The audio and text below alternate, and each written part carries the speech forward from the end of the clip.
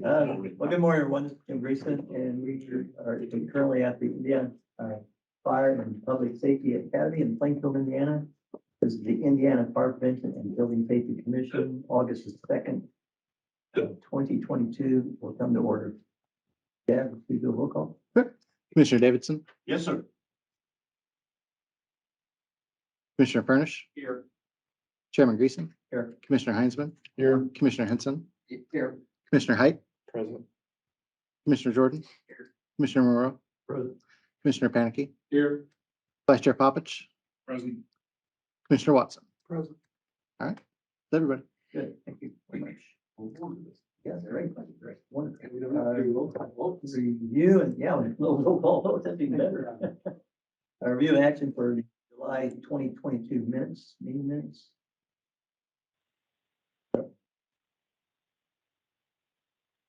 Yep. Did anybody have any corrections that needed to be made? Last I missed it, and I looked at them last night. One of the variances had the list of how we voted, but in a paragraph, it didn't say if it was approved or denied. I'm sure it was, I think it was the one we approved. It just didn't say approved or denied, and I don't recall which one it was. I'm looking at 22/06/28. Dave. I noticed that.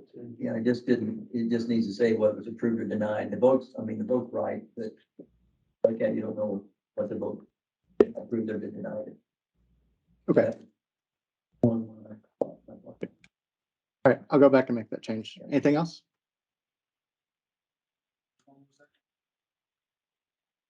22/06/28, item 7, Roman numeral 7.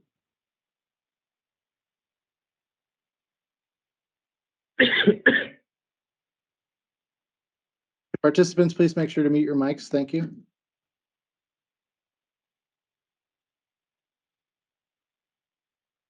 Can you remember off the top of your head if we approved or not that one? Which one? Oh,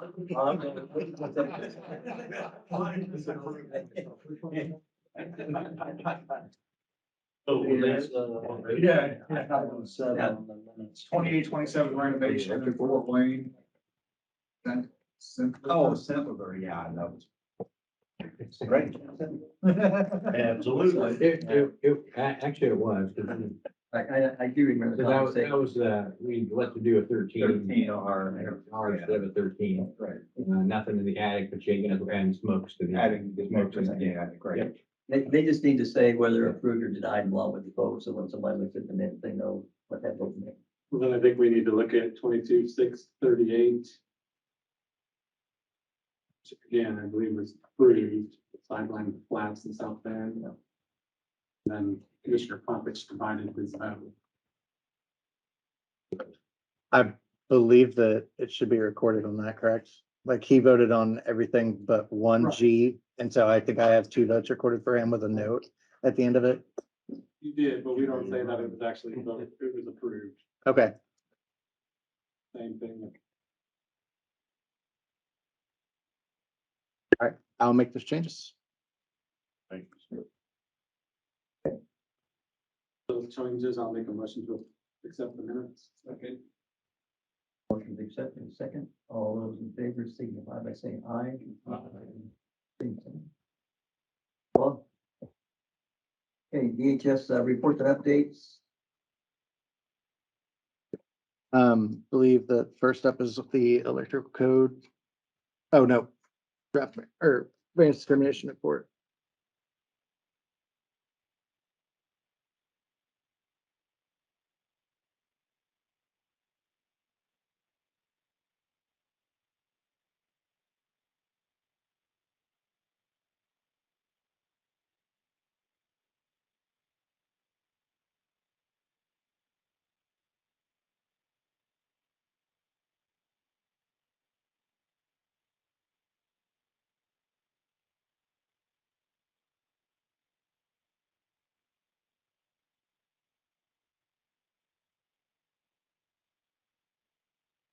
Scroll through here for the people watching.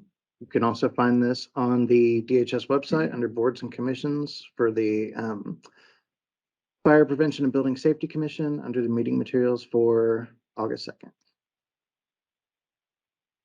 Yes, I have a question on 220655, the tent that was approved. And the condition, the second condition placed on it noted that it shall be inspected weekly. Do we know who will be inspecting it, or was it specified who would be inspecting it? I don't remember off the top of my head, but I can go back and check the recording. That one in Bedford. Oh, Johnson. Yeah, all seasons Martin or Johnson County.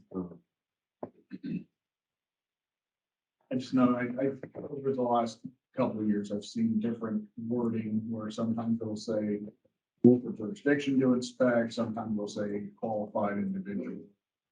So I didn't know if it was specified and if it was a local jurisdiction, did anyone notify them of that? That's the one I've been trying to push away from getting put on, because I know my staff don't have the ability to go out weekly to look at stuff.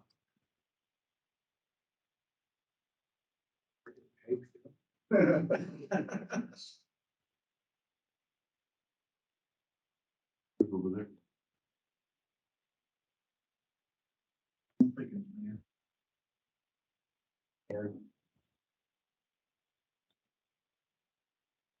They're expecting their name.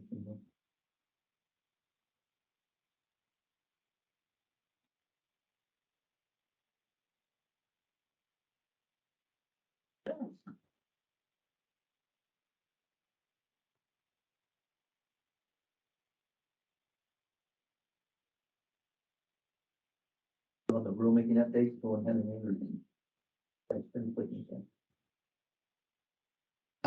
Yes, the lift device rules are still proceeding. We are working on the final fiscal analysis to be able to submit the OMB exception, which is part of the requirements. So it's just getting the paperwork done for that.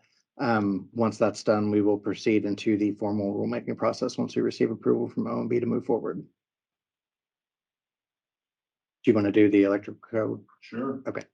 The electrical code update committee is moving right along with its work. We met last week. We got through chapters 3 and 4. Our next meeting is August 31st, Wednesday the 31st at 9 a.m. at the Government Center. We'll be doing chapters 5, 6, 7, 8, and 9. So it sounds like a heavy lift. There's not a lot of amendments in those articles. So hopefully we can get through it pretty quickly. We do have a little bit of stuff carried over from 2 and 3, so we're hoping that the proponents of those proposals kind of get everything squared away and resubmitted so that we can keep moving forward. The plan as of now is September being the last meeting of the committee, where we just kind of clean everything up and put together the final draft rule to present to the commission for review and action. So we're making good headway, and I'll be interested to see how we view it when it gets to us. Are you broadcasting the meeting on Teams? Yes. Okay. Yeah, So so your meeting in person, you can. absolutely, yeah. So these meetings are very much like the commission meeting in that we don't have a we don't have an electronic communications policy for the committee.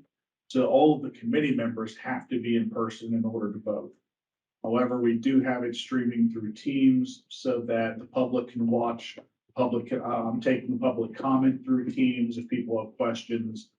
So we've had some folks attending online, we've had some folks attending in person, trying to be as open and hospitable as we can to anyone who has comments or questions as well. Which code are you working on? Right now, we're looking at NFPA 70 2020 edition. Okay.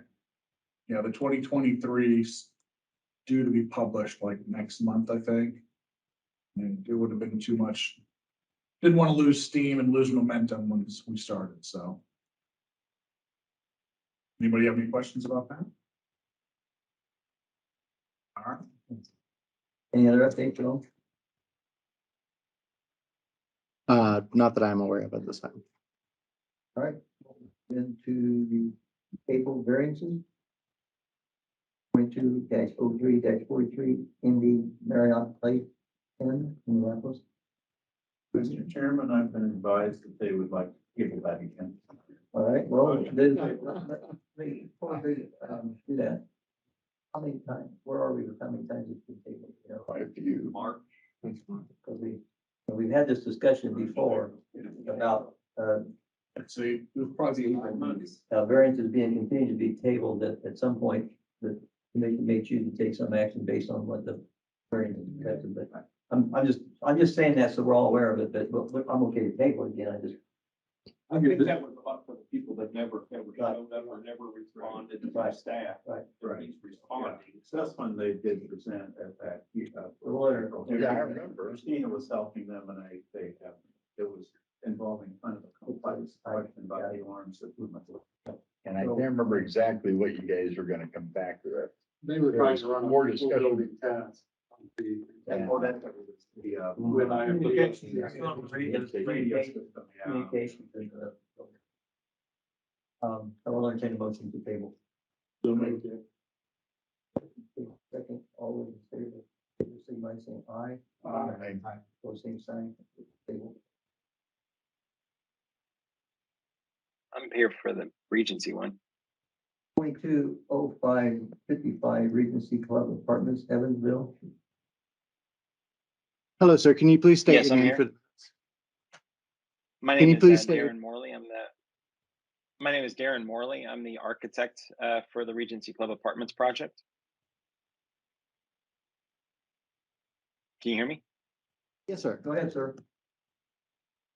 I just want to say I'm here for this one, so hopefully we don't get it tabled again. So, and You're to up, see if right. there's any questions for it. We're asking for a variance for the Regency Club. Sorry. Oh, I was just gonna say traditionally, you would start with explaining to the commission why the variance is necessary and what it is you're seeking. Okay, apologies, my first time. You're fine. So we are seeking for a variance for the Regency Club Apartments. It's for the construction of a pool house adjacent to a new pool. And it's an existing apartment complex that has an existing clubhouse it had both a pool inside and a pool outside with a couple restrooms inside their existing clubhouse. They have closed the outdoor pool just due to age. They're retiring the indoor pool and want to build an outdoor pool again. And we are adding 2 restrooms, men and women's, with showers in each. But we're asking for a variance not to put in the number of toilets and number of showers per the pool code, due to the fact that this is all within very easy walking distance to all of the users' apartments, as well as we're adding fixtures to the existing facilities that were there and have been there for the last 30 years.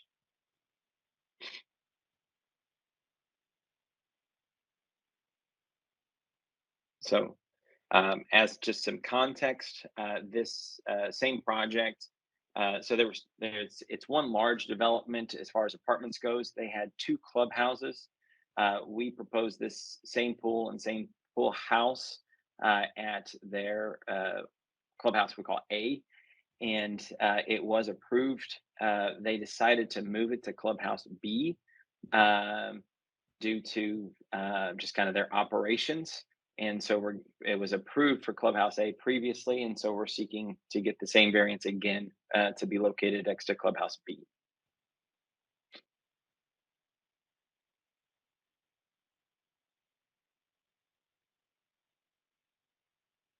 Questions? I know Joe and Todd have been putting in here. They're looking at it. Yeah. Like that. There may be some questions, sir. Just hold on a minute. Is the new pool bigger than the old outdoor pool or is about the same size? It is the pool. The new pool is close to what the outdoor pool was, but it is certainly smaller than the outdoor and indoor pool added together, which will be essentially retired once we have this pool.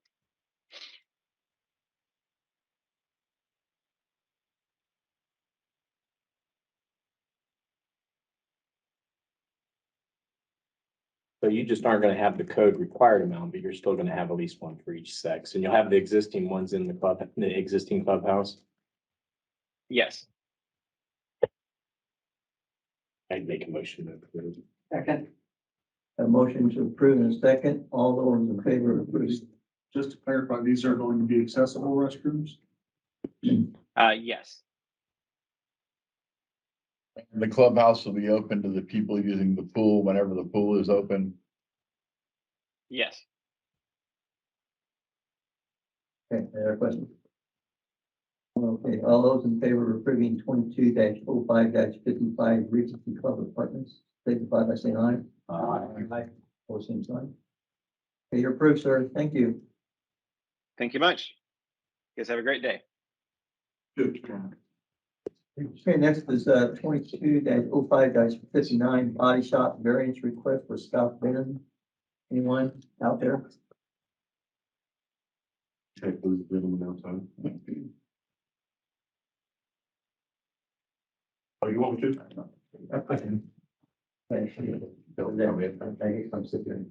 Yeah, be there in a minute.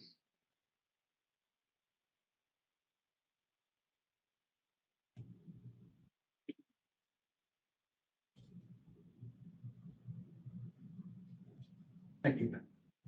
They have the milestones there. Okay, so once again, is there anyone on our line here that's for 22-05-59 Body Shop variance in South Bend? Okay, motion taken. How many times have we tabled this one? This will be the third, I believe. Third. Yeah, this would have been heard at the June meeting for the first time. Have we had any communications with them at all? Does anyone know from staff? You know? There's the house to the left. Denise or Kim or somebody, do you know if we've had any communications from the Body Shop variance people? I haven't. All right, we'll table it this month, but let's reach out and contact them and find out, kind of nudge them a little bit. So We did get a letter from the farmer. Proposing. Oh, okay. Well, motion to table. All those in favor of tabling 22-05-59 signify by saying aye. Aye. Both same sign. Okay, great.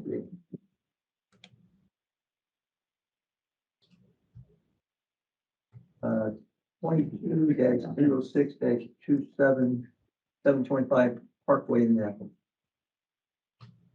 You're for that one. Yes, Right ahead, sir.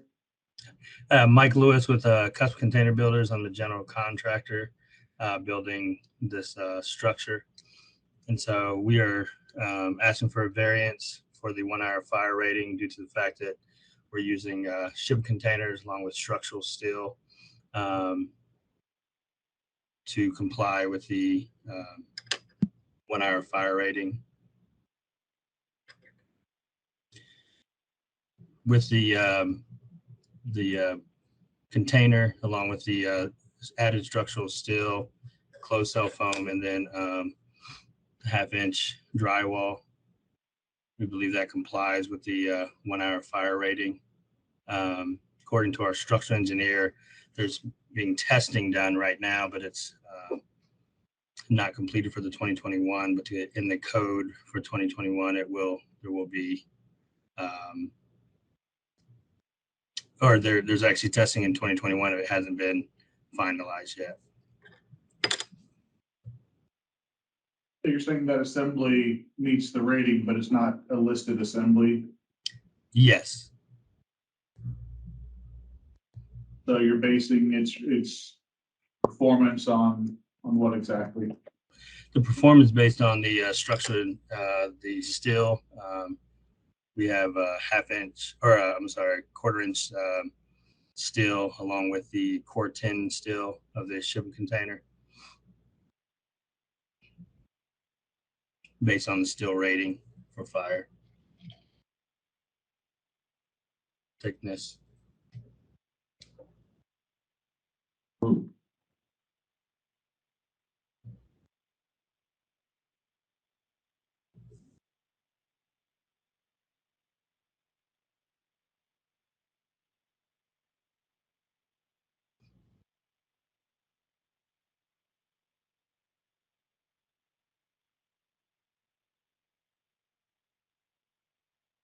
Question? Okay. There are no openings on the wall.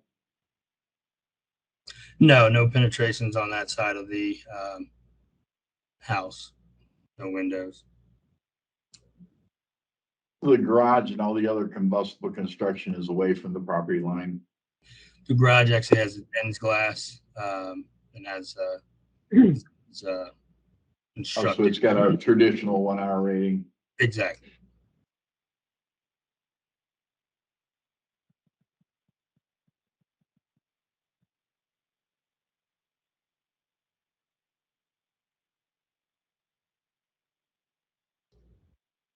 So how thick is the steel of the container? The thickness of the steel in the corners is 1/4 inch to a 1/2 inch thick as far as the corners go. Where majority of the that's the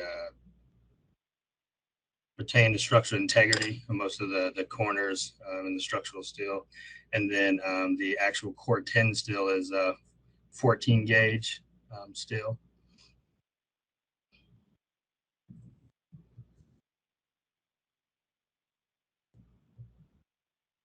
Off the top of your head, 14 gauge equals. Equals. Let me get that for you. 12/4 inch, I think. The 14 gauge equals 0.08 inches in thickness. Yeah, obviously with the corrugation as well.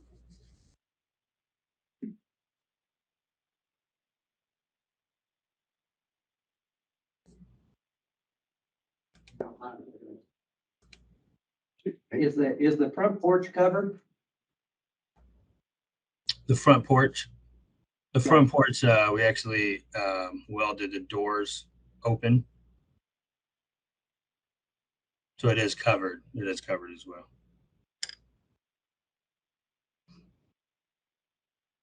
It's steel too? Yeah.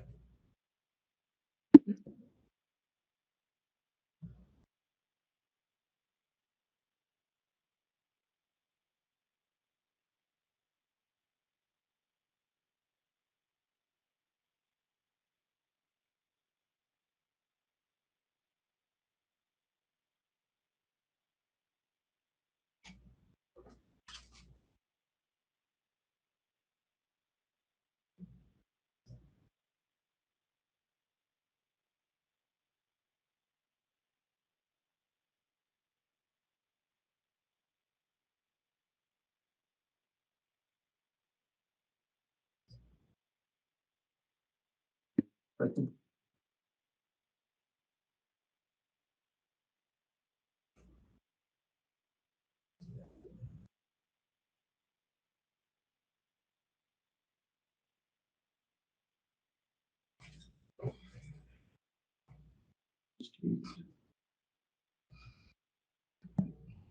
In this particular home also, I don't know if it makes a difference. The client owns the adjacent lot, and that's also a shipping container house that's been approved.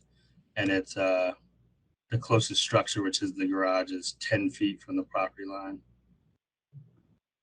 And then it's also a container home as well, which is 19 feet from the property line.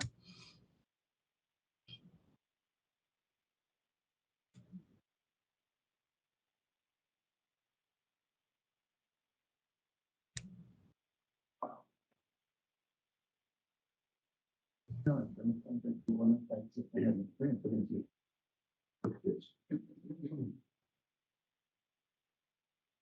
That's it. Yeah. Pretty high. We got that one through. 4 footers in my home.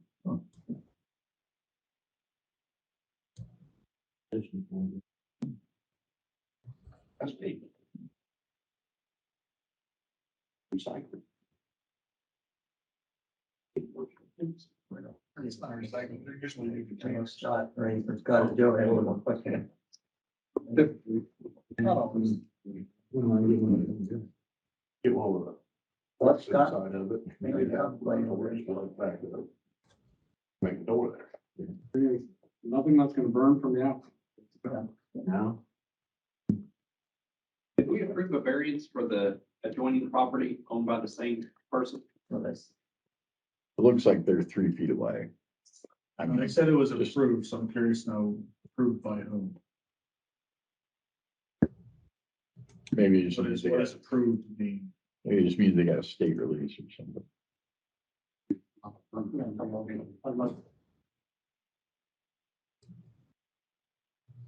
If this is a class 2 structure, the state wouldn't have seen it. That's true. and this picture is on 7.5 Parkway Avenue, is that right, what you're saying? On 71. The problem is if we go down this road, then Well, next request is how about 2 hours? Don't have anything to shebang on. Makes it kind of difficult.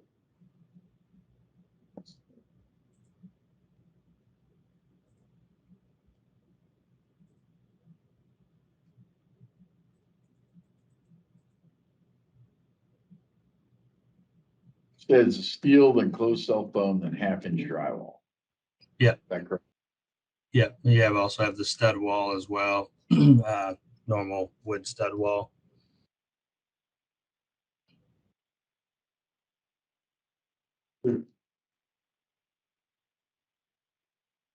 That's pretty good 1 hour later. I mean, that's, anything else have to be a test of assembly. Well, unless you use the additive method, you're not gonna get there on this. Well, that's why I was asking, because the building code does have needs for putting things together, but I'm. Yeah, that's a kind of a hybrid thing. I know you can calculate it. I think it's gonna hold its structural integrity in fire. Yeah. It's gonna get a little warm in there.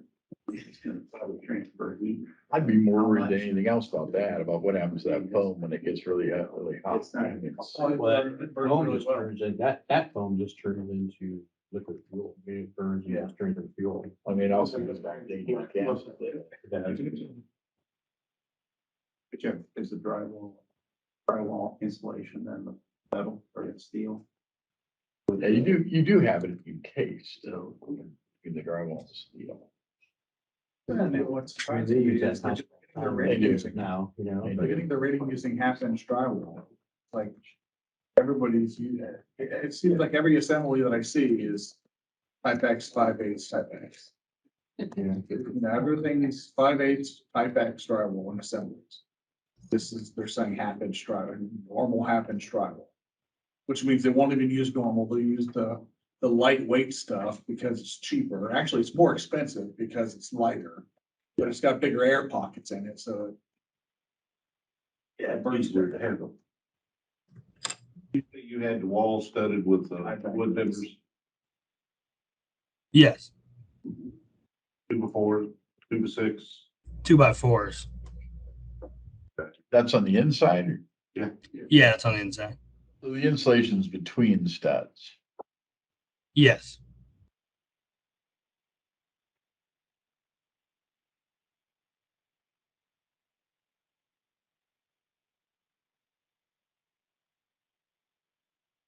Is it already drywall? Yes. Is it the unit finished? Yeah, it's about a couple weeks out from being finished.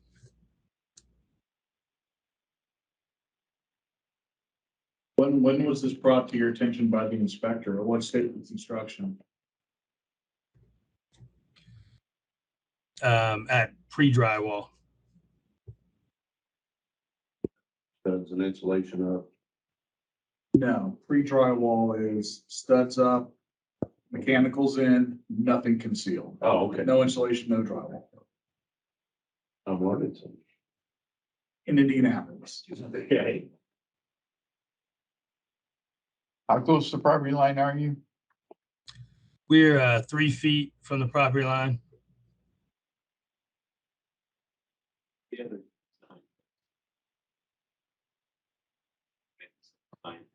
Right, but this one's 3 foot, and I thought 3 foot was okay. Am I wrong about that? 5, okay. Yeah, the 2020 code, you have to be 5 feet. If you're less than 5 feet from the property line, you have to have a 1 hour rating. If you're less than 3 feet from the property line, then there's additional stipulations. No, okay, I knew there was something. Yeah, it just gets more restrictive once you hit 3 feet. 3 to 5, you got a little bit of. That's 45, part of way that.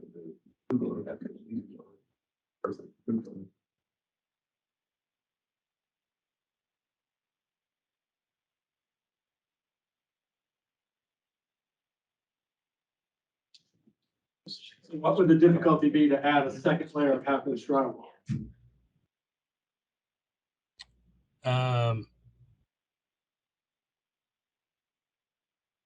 If that's the only way you're gonna get a variance.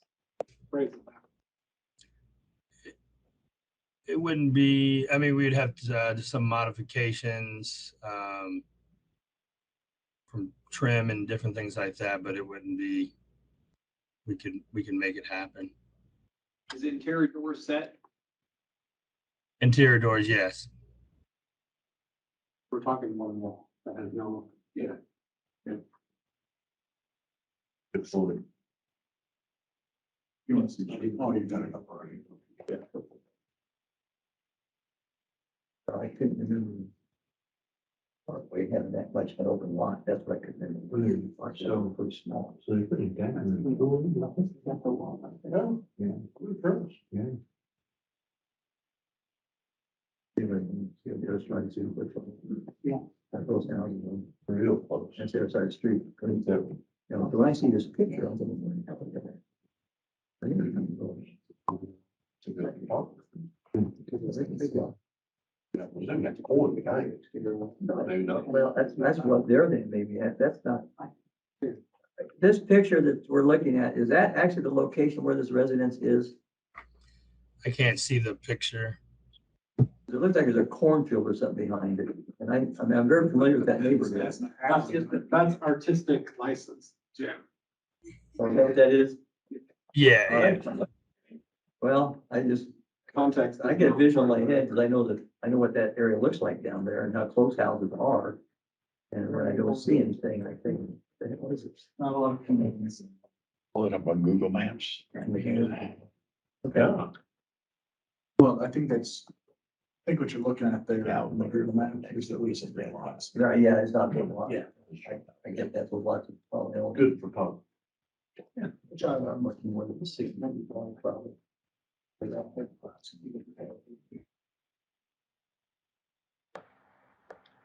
This is Alan Blanc in plan review. Oh. The basement level is showing a window on that wall, that south wall, in the office area.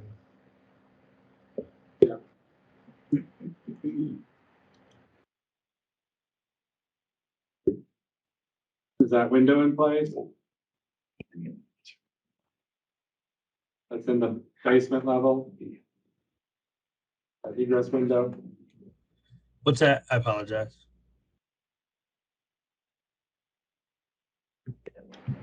There's a window on the south, it looks like if south is down, a window in the office. At the Yeah, the basement level. So you indicated that there weren't any openings on that side? Not at the floor level. Yeah, we have one in the basement.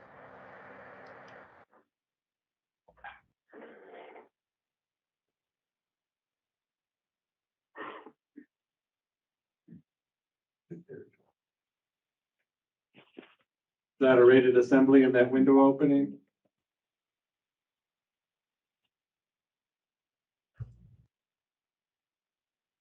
Here's your other question. Is it a radiant assembly? No. It's a standard egress window.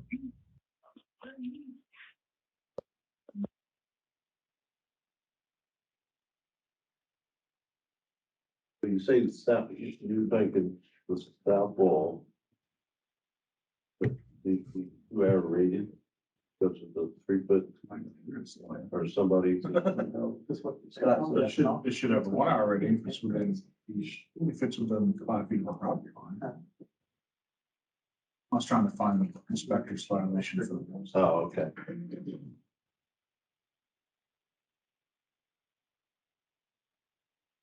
That is a lot of tightly shoehorned in houses. What's that? That is a lot of tightly shoehorned in houses. Holy cow. Oh, across the street. The whole neighborhood. Yeah. Well, yeah, that's what I said, that's why I started looking at Google Earth, I think that looks like those houses are. Now, in those neighborhoods where you send three apparatus, one on each house on the sides and then one to fight the middle. We may have created those three vacant lots, to be honest with you. But, yeah, their communications is pretty tight. Yeah, there's 4 vacant lots there. What is the temperature of the room if we provide a minimum of 5/8 drywall on the south wall and make that basement opening a grading test and assembly that meets the requirements of the we get to, they either replace the drywall with 5/8 or they add another layer of 1/2 inch. The drywall on the inside? Yeah. That'd be the wall to the property line. The side, the south wall. South wall, yeah. And any penetrations in that wall for plumbing have to be fine. Could they just add another layer, a 1/2 inch to it? Yeah, that's what I'm saying. Either add a layer 1/2 inch or take it down and put 5/8. That's all. 5/8 type back. Yes.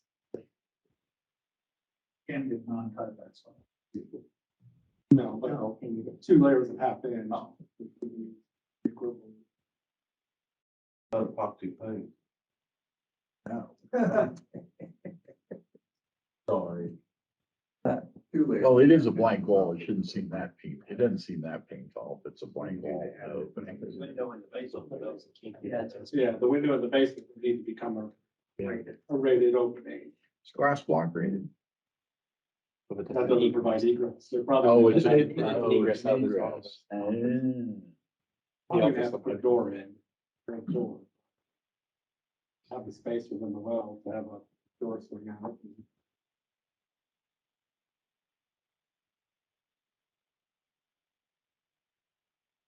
So are you understanding in the discussion here about the added, drywall in the south wall and your rated assembly on the basement exit? Yeah, I'm hearing the discussion. Was there a question regarding that, or was that the requirement? You were understood and was hearing it, so I'm not surprised when you make a motion with a condition on your variance. What time rating do you want on the opening?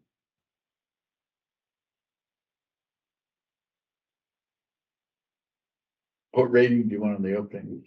What's in the back of the structure? It's allowed. Code required. I'm gonna say, I didn't think you had to have a full hour in an hour. No, for an exterior. Of the house. Plan. Okay. A plane. How many minutes? 45 minute rating required for an exterior wall. Exterior wall. Yeah. As soon as you get it figured out, I'll second it. What was the motion? All right. So my motion is approval with the following conditions. Number 1, the wall within 3 feet of the property line, the interior face drywall is to either be 5/8 type X or a minimum 2 layers of 1/2 inch drywall. The equivalent thickness. And any penetrations in that wall have to be fire stopped.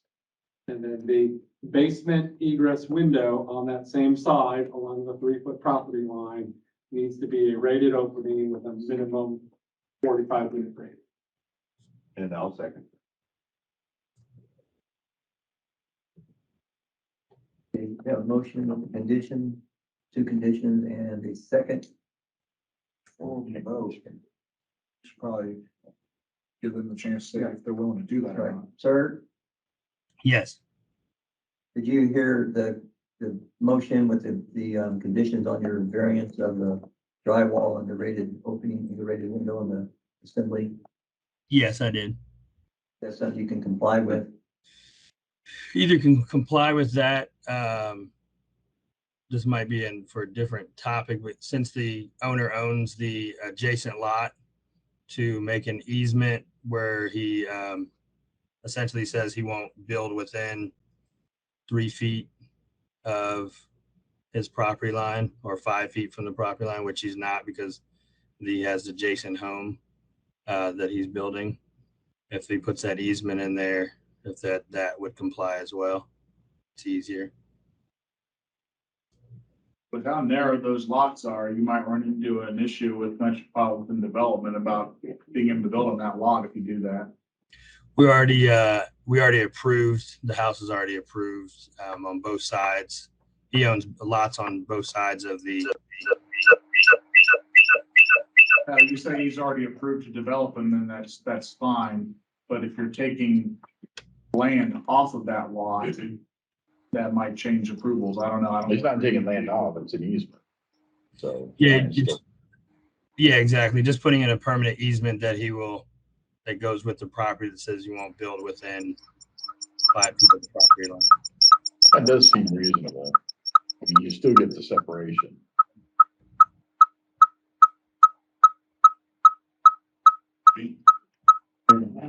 Yeah, it's feedback off of somebody's mic. If you're gonna get, it's what, 5 foot each side, right? Yeah. So 10 foot. So if he's within 3, we'd want 7 for the easement. We wouldn't want 5, we'd want 7, 8. 3. Well, 5 and 5 is 10, he's got 3, he needs Minimum of 7 more. But if you guys want 8, Well, at least 7. How do you get a 7? You know, 3 feet plus 5 feet. That's 8. No. 3 plus 5 is To make side, it 3 plus 7 5 is feet the on each 10, side, which is for the 10. 5 each side. Okay, you already have 3, but you need a 7 foot easement to make it, keep it 10. Then it would be 7 foot easement, you okay with that? The current the house next to it is actually 19 feet away from and then the garage is 10 feet plus the 3 feet, so it's 13 feet away. So it'd be good with that as well. It creates the same 10 feet of separation that you would add if they were both 5 feet in the property line. If it goes in perpetuity with the property, regardless of who owns it. But that's a fence or any. And that would be any kind of built structure. I didn't know about that. I was thinking if he sold his house and someone come in behind it, wanted to do something there, and they would be in that area, that we shouldn't. But that's the idea. Typically, if it's in perpetuity with the property, it doesn't matter who owns it. It's permanently a non-buildable. It puts an encumbrance on it. I think it's recorded with the. Right. Well, I would say we table this until we see the easement. If we are to go that way. If they want to provide an easement, then provide the easement recorded that shows they've done that. And then at that point, the variance goes away. At that point, you can withdraw their application. It's no longer in violation. I don't think we approved this until we see the He's easement. saying we're gonna do it. Or the conditions that you recommended. Right. I mean, we can approve it with my conditions and they can go ahead and finish it, or they can go record the easement and Bring it back to us. we want the easement. Well, at that point, they can just withdraw and go to the city, but if we have an easement. And if the city says we're not gonna accept it, then they can file their variance. Okay, so we're gonna vote on this motion. And Okay. That will be the conditions of your variance, and if you choose to go ahead and create the easement like you've discussed and get that approved and recorded, then the variance would go away, you wouldn't need the variance that long, but we're gonna go ahead and take action on the variance today. Okay, So I apologize. Is the easement so I get it correct? If I do the easement, you guys would like to see 7 or 10 feet from the property line? Well, if you do the easement, you wouldn't need the variance at all, I think is what they're saying. So As long as the easement's wide enough. At that Yeah. point, if you did the easement, that would go to the city, it'd be recorded, and go to the city, then you would not need to come back to the commission. And the variance would just go away because you met the condition of variance and the separation of your property line. Yeah, I was just asking what's the distance that you guys would like to see that easement from the property? Well, it's line? whatever makes the city happy at that point. Okay. We'll go ahead and take action on the variance. And, Well, let's agree on what the distance is so that they know what to ask. There has to be an amendment. I think David's correct. I agree. It's 3 feet from the property line, and the code is 10, And it needs because to you be- need 5 on either side of the property line. And it needs to be a no-build easement, Right. correct? Now, And that's right down to a fence or Where were you anything? getting I that? would say. Fair enough. More Non-combustible. Chain link fence. Good point. I would say it's a no-build easement. I'm not familiar with the different types of easements, because that's more of a zoning and metro development type thing. Can you put a deck on the side of your house within that 5 feet? No. He just doesn't sound like it.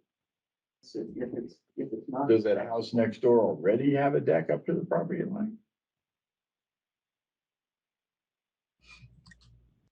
My understanding was for the structure of the home, not the ancillary like fence and things like that, but I might be wrong on that. There's a difference between a fence and an accessory structure, like a deck or a shed, detached garage, stuff like that. Well, we're going to go ahead and take a vote on the variance. We have a variance, remember what it is. Variance for 220627 on 725 Parkway with the 2 conditions. All those in favor signify by saying aye. Aye. Same, opposed, same sign. Aye. It's got variance approved with conditions. Does he still need the question answered about the footage? Yes. Do you still want a question answered about the footage, sir, on your variance, on your easement? Yeah, if I could. I don't know if that's our issue, is it? Well, it's not our issue, but. It's just guidance. Guidance. It's guidance, because if he doesn't want to meet the conditions of the variance and he wants to seek the easement, if he goes and gets a 3-foot easement, violation's not going to be corrected. He's still gonna be in violation. So 3 to So 7. 7 So foot that would total. be Minimum on the side. Minimum. Minimum of 7 on the other side of the property line. Yeah, his pool deck is within 3 feet of the property line from this house. So then he needs to. That's. And I don't know about the next house. He needs to know the requirements of the setback. That's the city, right? Setbacks are done. Whether it's. For DMD, When does that include it?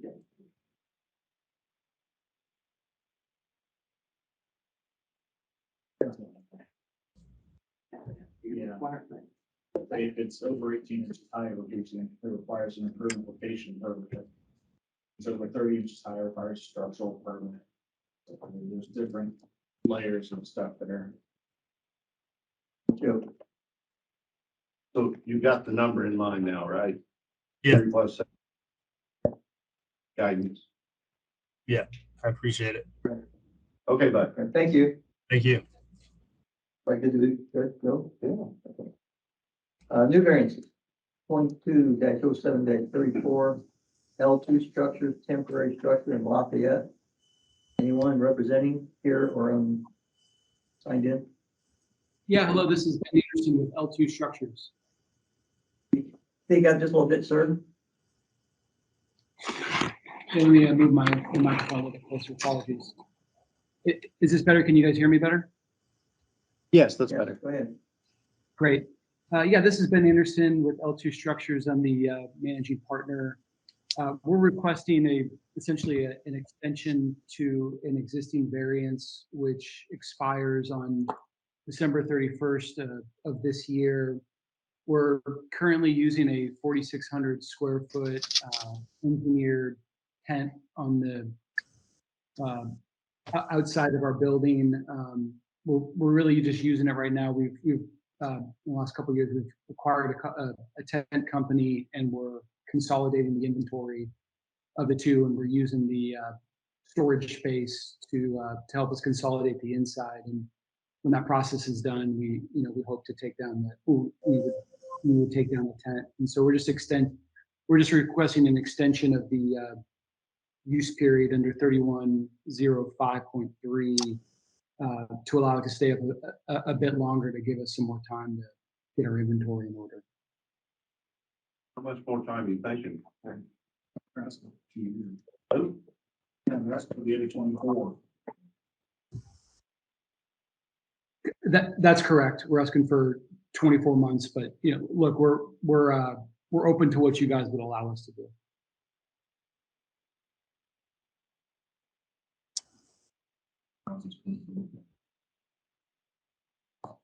So what have you been doing during the winter?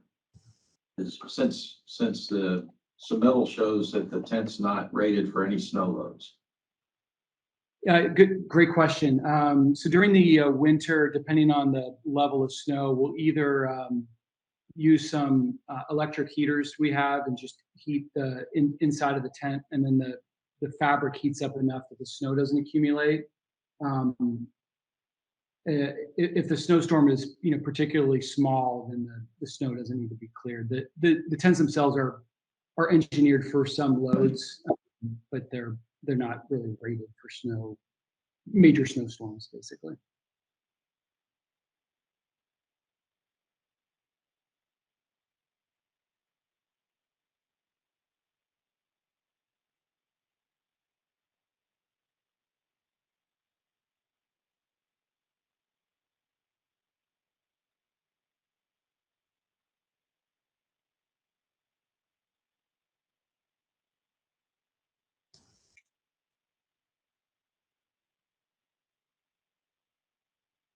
What is it you need the extra time for again?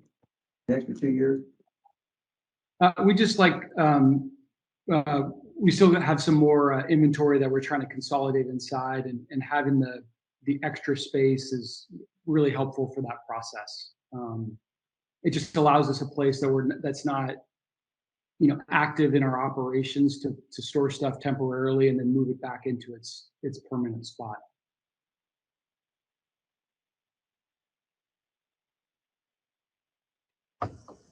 How long has it been up at this point? Years. It went up, I want to say sometime around maybe March or April of 2020. Don't quote me on that. It could have been a little bit later than that, but somewhere around that range, March or April, May, June. Nothing was going on back then. Everybody. And what kind of materials are you storing in this tent? It's basically what we store is just most of our rental products. So it's right now it's some plastic tables and chairs. We also have this plastic flooring that we're using it and going through. For the most part, it's stuff that we don't rent very often, which is why it's kind of in there temporarily. And then we're going through and throwing away the stuff essentially that we don't use. Is it just for storage, or are there people actually working in that tent day to day? No, rarely. There's rarely somebody in there at all.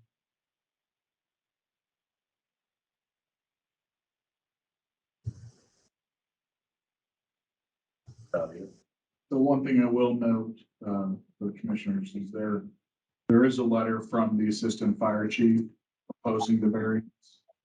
However, they do request that if it is to be approved, that they would like us to consider requiring that the owner inspect and submit anchoring documentation every 90 days to the Lafayette Fire Department. And they're also requesting that the extension be no more than 12 months rather than the 2 years.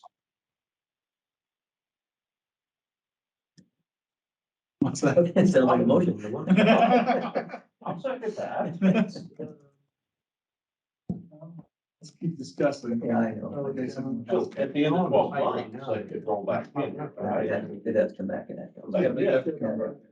And that's. So one more time, what are you doing that will make this tent no longer necessary? You're consolidating. Yeah, correct. We're consolidating our inventory. I would just tell you it went much longer than expected insofar as, when it went up, we were during COVID, and sort of our our typical year hadn't occurred. And so now that we're kind of into a more regular event cycle, we've got a much better handle on the inventory that we use and rent versus the stuff that is dated, old, and needs to be retired. So is 12 months unreasonable for you to get this taken care of and inventory under control and get the tent going? I think it's quite reasonable. Say again? I think that's very reasonable. So you're gonna get to a point where you don't need the tents, or you're gonna build on, right? Correct. Yeah, the tent frankly is not very efficient use of space for us in the long term. So it's good for us to get that down sooner rather than later, frankly. It's by definition stuff we don't rent. So we're trying to get rid of as much of that stuff as possible so we can get to our regular business of hand and renting stuff out. So what was your? All right, so Okay, let me ask a question really quick. Absolutely. So how is the tent heated in the wintertime during a snow event? We've got some just electric heaters that we can place in there for just the duration of a snowstorm, just to get enough heat inside the tent such that the tent fabric itself is above freezing. And so when the snow falls on it, it turns to water.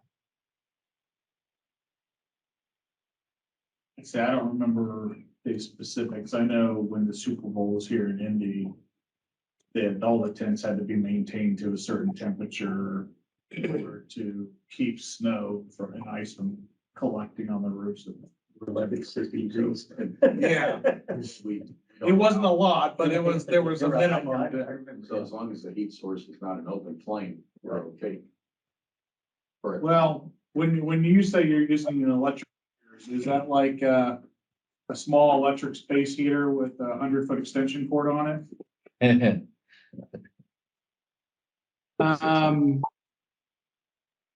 I don't really, I apologize. I don't know if I know the specifications of the heaters that we're using out there, but is there any way I could get back to you on that? Of course. Well, we're here every month. Well, I don't want to table this. I'd rather get it done. So they can have the direction.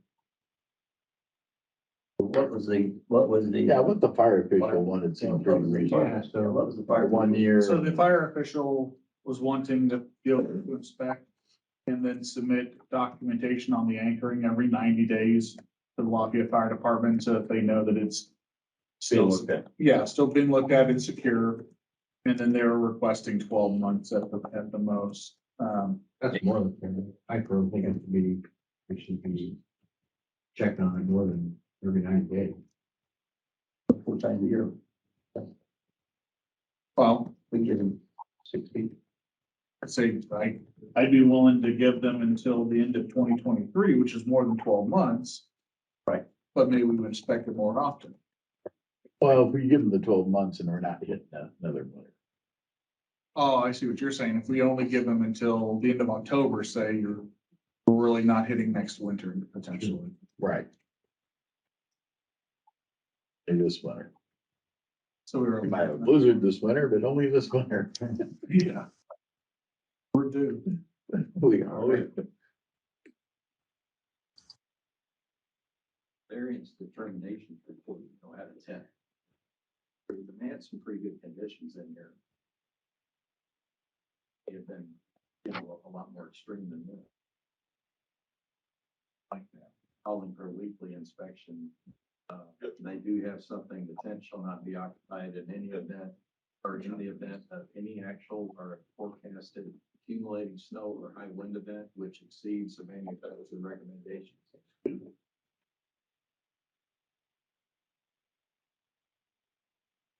This tent really isn't occupied like that one was. Tent must be re-inspected in the event of any high wind or accumulating snow event.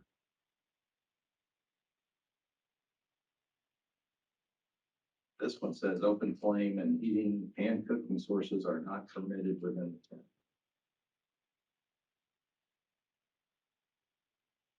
Which is important. Cause I know structures like this tend to be the smoking lounge. Oh, Hey. I'm not saying there's anything wrong with smoking. It's your prerogative. Gravitate to it. You know, you can't do it inside the tent. one problem, this tent's right next to a taller building, so you got the drifting snow blowing off the taller roof. Been lucky for the last 2 years. What are you thinking? I like the statement about shall not be occupied in the event of any actual or forecasted accumulating snow of high wind event that exceeds the manufacturer or installer recommendation. But it's been up 2 years already, right? Yeah. Yeah, but you don't know what'll happen tomorrow, so. Well, do we remember what conditions we put on it 2 years ago? And we had that up. I'm sure we didn't just I suppose we could give it look a up the blanket variance. approval. Or the variance number documents. To the application.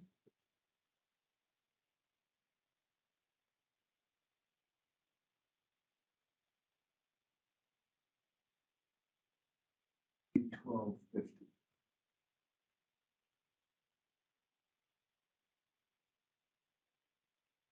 Like the LFO's concern was wind event blowing the same way, impacting other structures or.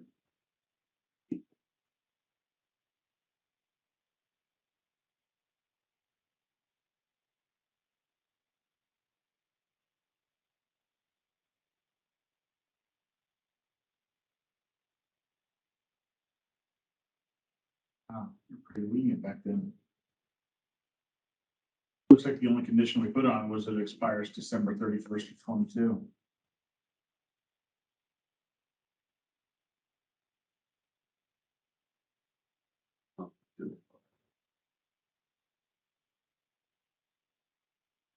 We're actually good for half this winter already. Yeah, so really, if we give them 1 year until the end of 23, truly be given.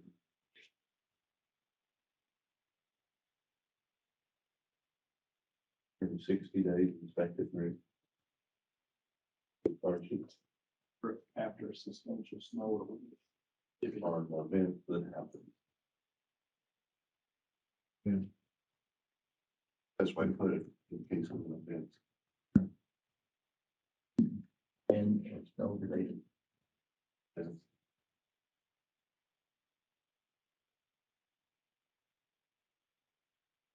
So staff, on the variance in Johnson County, the all seasons market that's on the report that you with the stipulation requiring weekly inspections.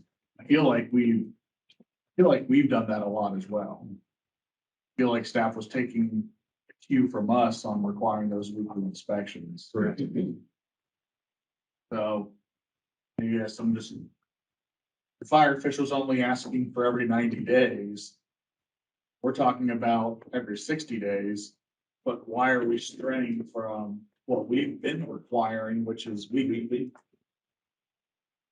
Occupied versus the farmer's market. Yeah, it does seem, that does seem a little different. I think you're looking at some of these that have been for restaurants and things like that, but again, can't go outdoors. Yeah, people are gonna do that. But when we ask people to inspect, it's either been the tent company inspect or the staff of the establishment inspect weekly. This is the tent company. I would assume if they're out there at a tent and they see pins loose, you would hope that they know what to do. I think what the LFO is asking for is to have a report sent to them quarterly. I don't want to inundate an LFO with weekly reports with something that is an unoccupied structure. And while it goes without saying, it wouldn't hurt to say, you may only use this for storage. About got figured out, ain't it? Yeah, there's a lot here though. Yeah. So how do we get it all worded and man of the desk and get it written down? I mean, so far what I'm hearing is that it has to be inspected at least every 60 days with a report sent to the LFO. It can't be occupied, just used for storage.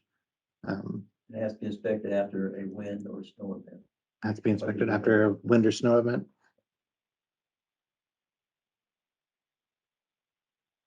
Yeah, so I will make a motion to approve with the following conditions. That the variance expires 12/31/2023.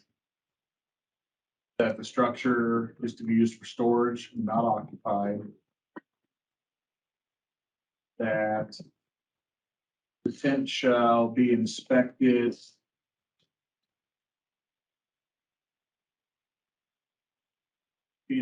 every 60 days. And the owner to submit the anchoring documentation in the inspection information to the Lafayette Fire Department.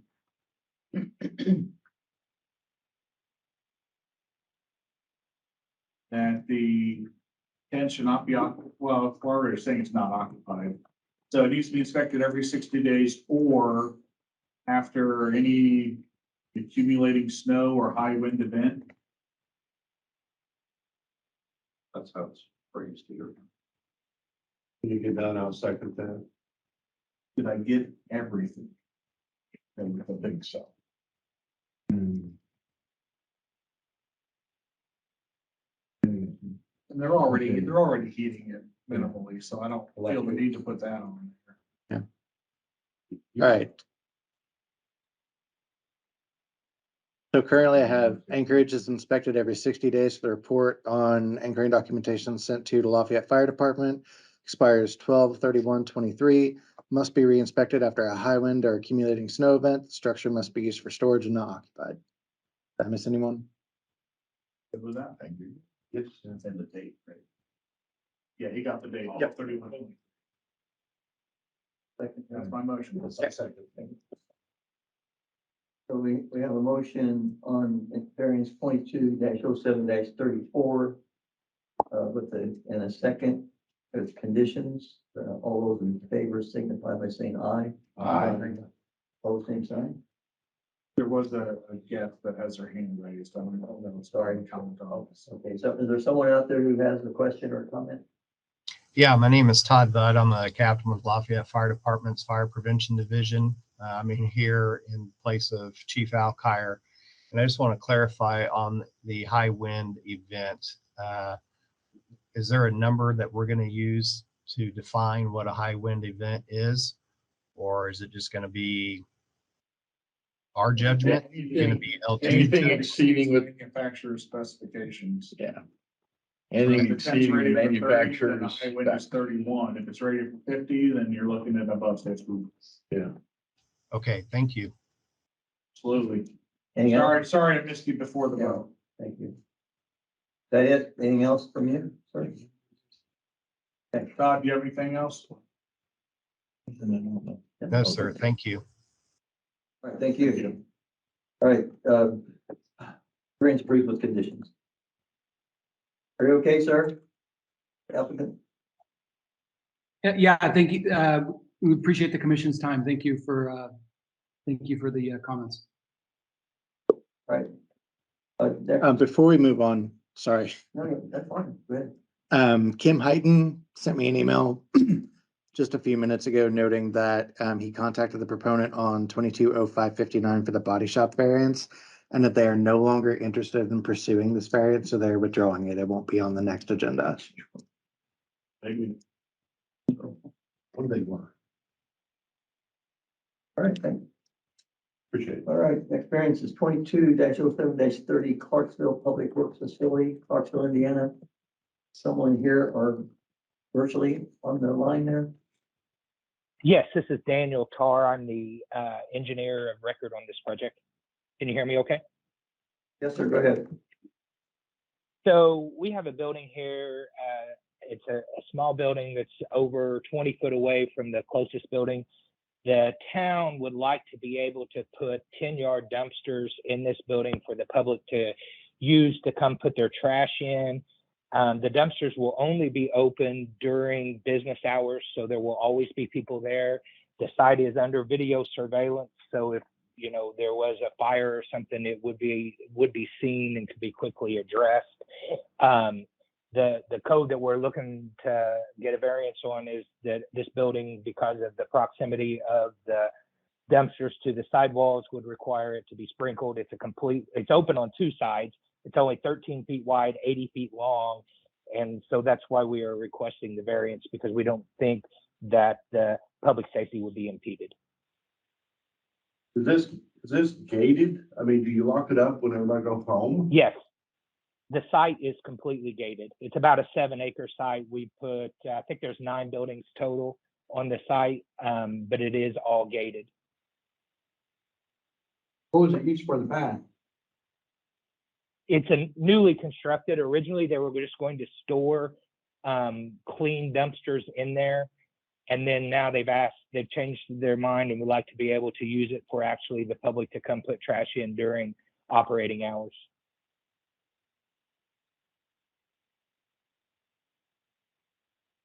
Why do you want to store dumpsters inside?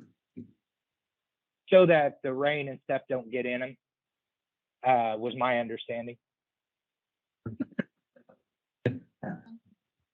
So I just designed the building. They do the use. Fair enough. How often are these dumpsters to be taken away and emptied or moved and new dumpsters brought? Is that what they did? They haul this away and bring other ones in? That's how Yes, this works? and on the plan, we're showing 2 dumpsters per bay, which makes an 8 total. However, the majority of the time there will just be 4, and then when one gets full, they'll come and put a new one in beside it and take the old one out. I mean, technically it could overlap a little bit. That's why I showed the 8 dumpsters, but the dumpsters cannot get over the height of the dumpster in order for them to be hauled. So, once it gets full to the top, it can't heap over. They'll pull it out, tarp it, haul it to the landfill, and replace it with a clean one. You said this was open on 2 sides, so the Yes, 8-foot is open Yes. and one side. Both 80-foot sides are open. Your elevation shows it closed on one side. It's closed on each gable end. Oh. And the back, so it's closed. No, on the three. back's open. The back and front are both open? It's like a Yes, drive-through correct. then, So that's it's just a correct. can. Yeah, Your well, you elevation can't drive shows- through. This is up against the property line, but No, it's not up against the property line. up again, okay. Your So the elevation. big building, I think you maybe looking at the salt storage building. I just showed the closest building to it, which is the 22.5 feet away. But this building, if you look at the plan, that's Yeah, I'm looking at the floor plan and it seemed, the floor plan looks like the back is closed. yes. No, those dash lines are just where the filling line is basically of the building. It is open minus where the double poles are. So, the total is 80 feet, and then you have an 18-foot 8 opening, and then there's a little 16-inch where we wrap the poles so they wouldn't get damaged or be exposed to the weather. So basically, you have a shelter house with each gable end closed in. Have you consulted with the local fire official? Yes, they have been intimately involved in this project because it is for the town of Clarksville as the owner, and they, to the best of my knowledge and belief, are okay with this. Chairman Greason, this is And Shelley haven't had any Wakefield. issues. Chairman Greason, this is, yes, sir. I'm Shelley Wakefield. I consult with the town of Clarksville on their projects. And this would, if I'm looking, which building is this, Mr. Tar? Is this the building you labeled as C1 on your plans? I don't remember, and I don't have that in front of me right now. It's either the dumpster storage building. there's two buildings about the same size. One of them's just a little wider and it's used to hold spreader trucks. This is the one that's just what I call south of the salt storage building that we built. That's the way it's marked on here as a C1. Yeah, the C1 Okay, building then is C1 closed is in the it. back. Yes, you're correct, Commissioner. C1 is a three-side enclosed building. It's not open on two sides. Then that's labeled incorrectly. This building is open on both sides. It would, this building is open on both sides. The building you filed, elevation, plan, section, closed on 3 sides and it's called C1. Do you have the Also- plan X4? That's the one that is the one that I emailed Kim. That is the building, that is the plans, and it is open. It is the one that's adjacent to it. I'm not, can you pull those up on your Teams meeting screen by chance that I could see? Commissioner Panicky, D1 is also another building that is large, and it's also enclosed on 3 sides by the plans they've submitted to the town for originals review and permits.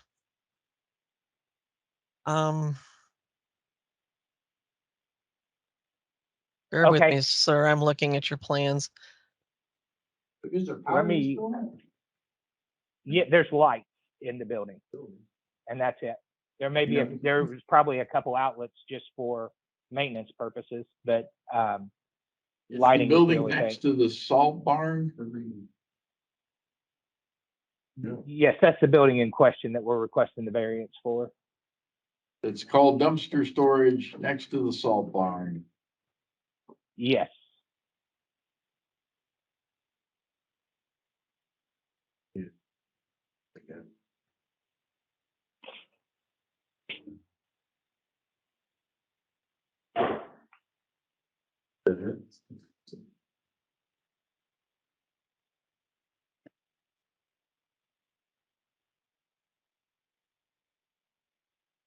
Do you have anything in writing from the fire official that says they agree or approve the plan? No, I do not. That looks like that would give them. And that is, Yeah, I just pulled up, Do we really have a concern here? I mean, if it burns trash. yeah, it's trash. It's in the middle of a municipal complex that if it catches the next building, it's burning the salt barn. They're not occupied structures per se. There is an office building on the site, and I'm not for sure, based on what he's saying, where it's in relationship to the offices. The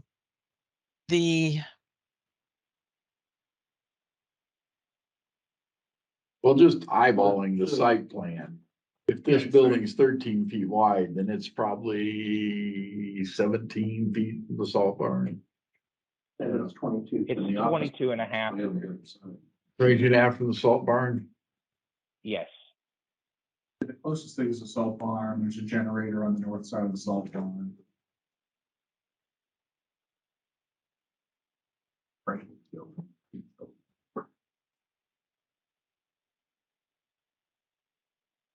The only risk is somebody puts something that's smoldering into the dumpsters and the dumpster catches on fire and then the building catches. Yeah, it does seem very low risk. yeah, these are unsprinklered buildings, so Is there any monitoring at all of what people bring and dump into these dumpsters? Can they bring down anything from fertilizers, to gas cans, to paper products, to whatever? It's my understanding. It's my understanding everything that's supposed to be dumped into there is household trash. So, I mean, I'm sure they have rules in place that limit what can be brought in. You know, someone could in malice, I mean, hide a bunch of paint in a trash bag and throw it in there or something like that. But it's not something that, you know, they would be breaking a law by doing that, I guess is what I'm trying to say.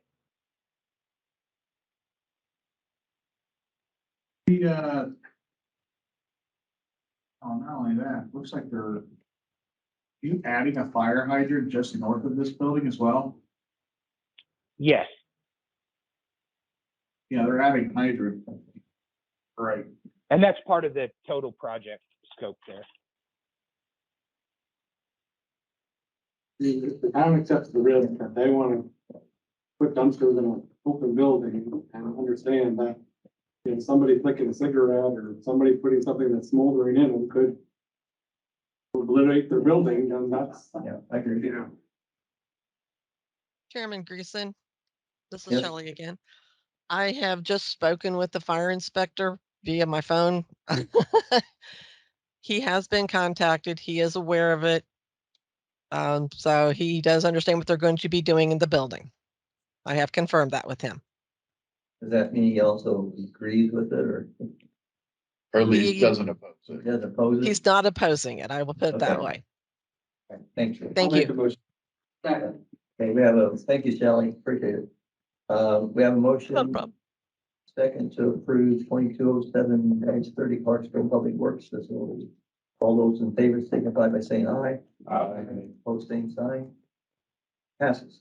Okay, we're gonna take a 10-minute break. Thank you. Restroom break. It is, if they 10:25 and come back at, 20 till. It's a little more than 10 minutes.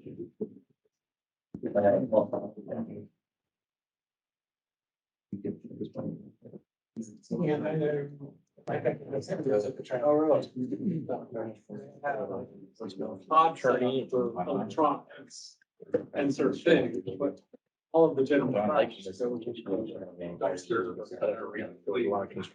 like a ramp, like a must, you drive up somebody. 1 minute.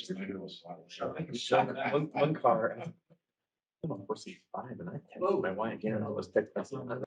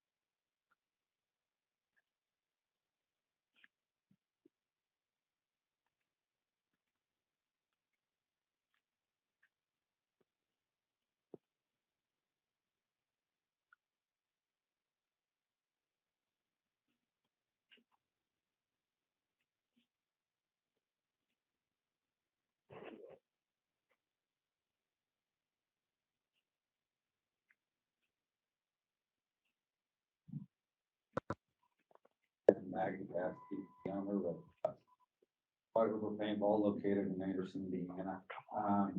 He approached me about getting this project submitted to the state, get permitted. And, so it's a slightly different project. It's only open 60 days a year. And, it basically just provides functions for the White River Paintball located in Anderson. So I emailed Rex Mays of the state of Indiana, and I told him, these are shipping containers, cargo containers that can be transported on wheels. And he stated that repurposed cargo containers are not approved construction in the state of Indiana, and that I had to file a variance with the state of Indiana to get them approved. So right now, at White River, there's 12 containers on site. I believe you should have a site plan with the drawings that I submitted. But there's a parking booth, there's craft beer, there's a gift shop, there's a makeup booth, there's a costume booth, there's public pavilions. And even though the current code does not cover cargo containers, future code does. 2021 International Building Code, section 3115 does cover cargo containers. And so I'd like you to keep that in mind, that future codes do cover cargo containers. And there are certain requirements within section 3115 that we will comply with to the greatest extent possible. Where, we'll make sure everything is basically dimensioned correctly, per code, the height, the distance, the buildings.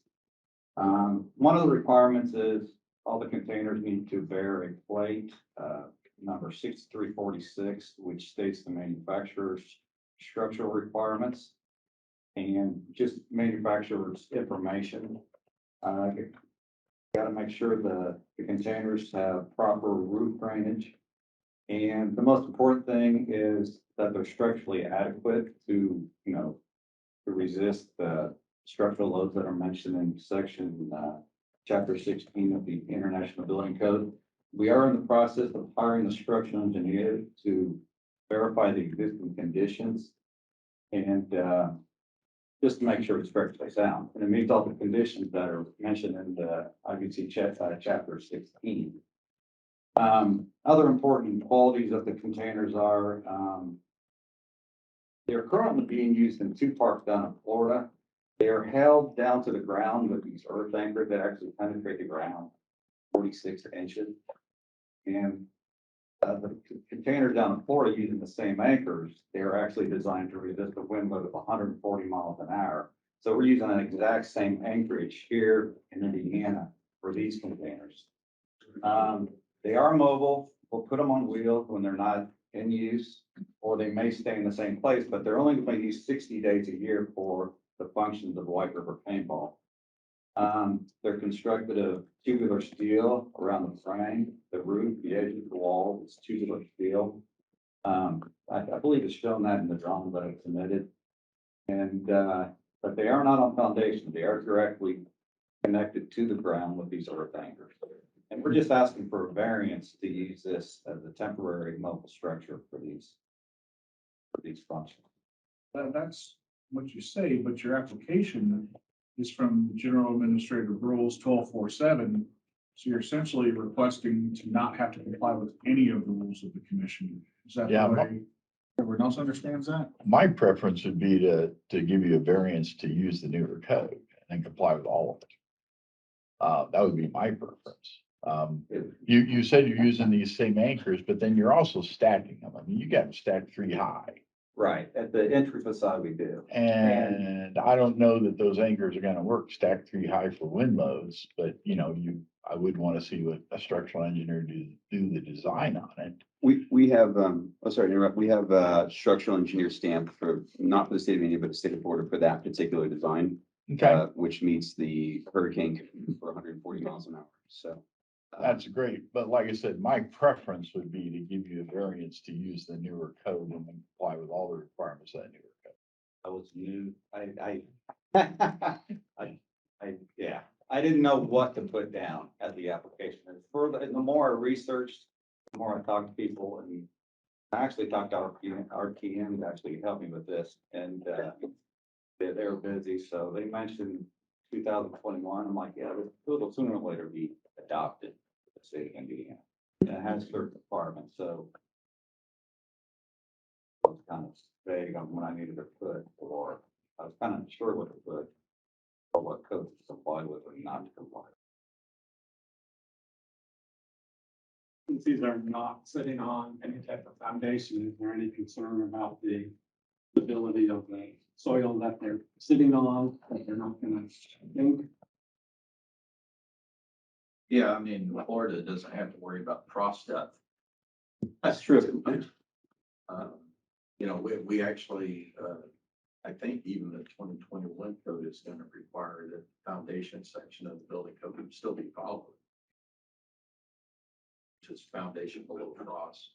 And the other concern, just kind of scrolling through the documents, it looks like some of these shipping containers have huge openings cut into the sides. Are you, I mean, when you say they're mobile, you're going to remove them from the site at the end of every season? The intention, no, is not to remove them entirely from the site. We may want to relocate them or seek a building permit to bring another one in, move another one out. We've got facilities in other states.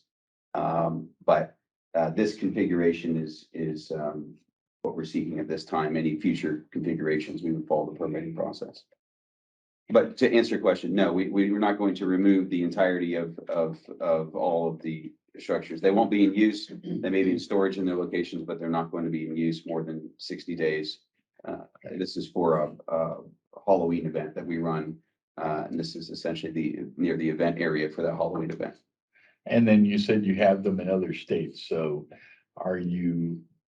do those other states have newer codes that allow for the use of these? And is that what you're doing there, simply complying with the newer code?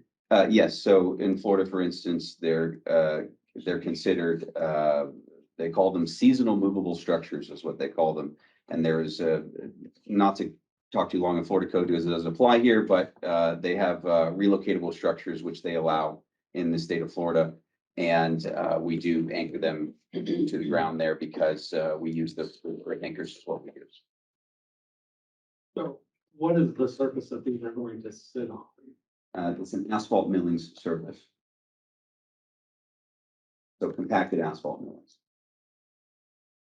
I mean, and you're showing all kinds of accessibility things. Is that going to apply with the maneuverability and walkway requirements of accessibility? So just because it was thrown out there, the 2021 International Building Code 3115.8.1 foundations, intermodal shipping containers repurposed for use as a permanent building or structure shall be supported on foundations or other supporting structures designed and constructed in accordance with chapter 16 through 23. Anchorage, intermodal, the next section, the subsection is anchorage. The container shall be anchored to foundations or other supporting structures if necessary to provide a continuous load path for all applicable design and environmental loads in accordance with chapter 16. So yes, newer codes do allow this type of construction, but it's also very specific as to how, and it's not just sitting on gravel. Sure. Yeah, and I think it is very important to get a structural engineer involved with modifying these, cutting large openings in these containers. And then it looks like the stacking of containers on one end, actually, it's creating a bridge. So there's like a missing container between others, and then we're bridging over it.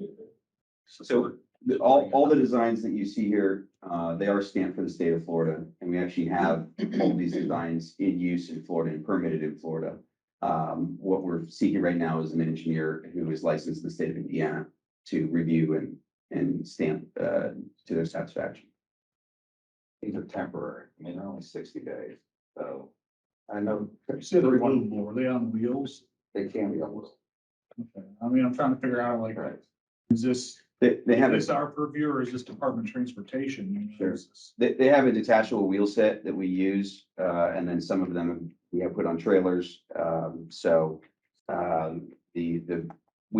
Main thing is we want to be in compliance. We don't want to be out of regulation, whatever that regulation is, whether it's DOT or whether it's, there's some in the state of Florida that have gone through DOT and we've gone in that direction. It's just, I will tell you that even the state of Florida is and there's still some containers with them that they're still confused on what to do. And it's just because of obviously the particular type of construction. I think to what Commissioner Heinzman was saying is that I think this would be more palatable if the proposal was to use specific provisions within not adopted in Indiana, but a code that's been through the review process and vetting and public hearings and public comment and published versus essentially carte blanche to the GAR, which is what you're asking for. And I also, you said they are only to be used seasonally, but it also sounds like they may stay in one place pretty permanently. So now you've got earth anchors that are fairly permanent that might be affected by frost heave. I don't know, I'm not an expert on that. And I guess I would want something along those lines as well, because as was said before, this is not Florida. We do have frost. It does affect foundations. So to me, you kind of have two things here. You don't want a per code footing and you want to use shipping containers. And to me, those are the two real issues here. I don't know what anybody else thinks. And like you said, I don't think we just want to give you a blanket thing.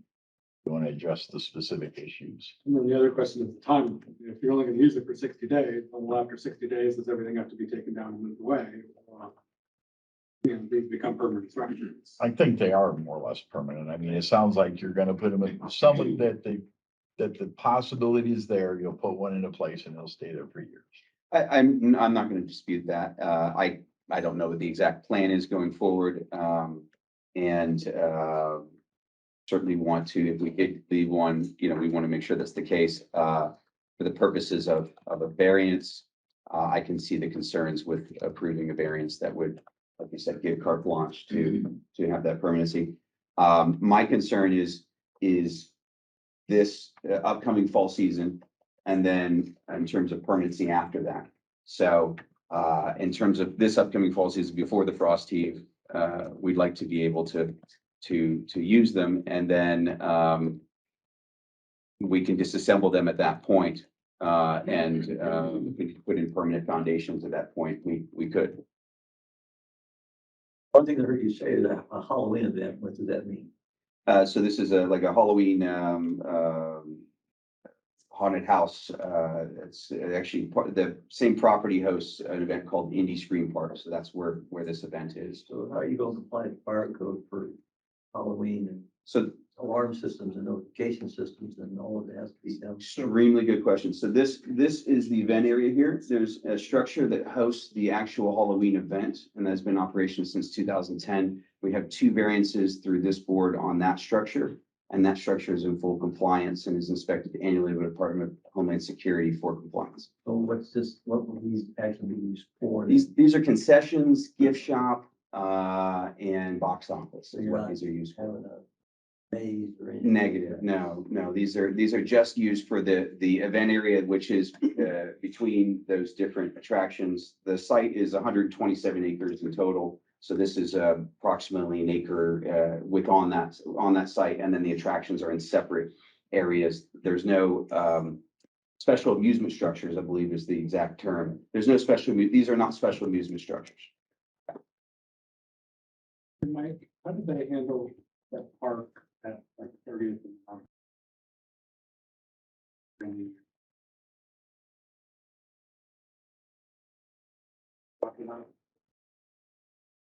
You might want to drive by 30th. I gotta require them to. No, this is a private road. Oh. You get some. been getting plugged in Indianapolis monthly. It's the month about great new venue. That's in your town. Oh, is that the container boutique hotel? No, that's over in Hall. This is the entertainment. These ones that are stacked, nobody actually goes into the upper levels. Correct. It's just kind of an entry sort of. We put a big thing, vinyl on it signage. and it's for signage I is think what what it everybody is. needs to think closest to this is the Hi-Fi Annex that we approved, which is shipping containers on the ground. This is with concessions in them. This is what. Did Joe say there's some three stacked up? Yeah, but nobody goes up into those. It's basically just like a giant entry feature board sort of a thing. They won't go deep into the facade. That's what all it is. Yeah. So, I mean, if you're trying to put your mind about what these containers are, Hi-Fi Annex is the. And that's why I asked my question for Halloween. I'm thinking, okay, what do they actually do? So, you answered the question. Yeah, I've personally I'm very familiar with the special use structures code, yes. Okay. So, and we also have, as part of that variance, we have 2 firefighters on site anytime the park is in operation. And we have a fire skid as well in operation. So it's from fire safety standpoint, we have that anytime that we're in operation. The event runs for a grand total of this year about 40 days. We want to have the option to expand up to 60 in the future if we need to. And we're open just in the evenings during those. What is the last day you're playing this year? November the 5th, I believe. Let me confirm that. November the 5th, and I'll make sure to bring some Florida weather up so it doesn't freeze. I'll make a motion to approve through November 15th, 2022. What was the project you mentioned before that was similar to? Well, Hi-Fi Annex down in Town Square. At the basement under the. No, this is the outdoor music festival. Was that the one they had the fabric dome sort of a thing? No, it's a stage, it's a portable stage, and then they use the shipping containers to contain their concert venue. Okay. And that's where they sell all their concessions. Kind of a weird position. Yeah, it's the Murphy Building parking lot. And what were they using for foundation there, or was it all just very temporary and they take? I think they're just set on the parking lot. I don't even know if they have an anchor. Wow, that was mighty nice, right? But theirs was a temporary variance through, November 15th again, because it's an outdoor concert. This is Craig Burgess. I just pulled up those variances in the database, and it looks like what they had requested a variance to was the regulations on temporary structures, the time limits that allow them to be considered temporary. I don't see anything about the foundations or any design aspect. Okay. Now, they came in with a whole package of wind loading, they had their whole safety plan for shutting the venue down when wind exceeded X miles an hour, and they had the weather station and everything, because they also were given. But to Commissioner Burgess's point, we didn't put a condition on their anchorage. Right. Because they weren't requesting not to anchor them.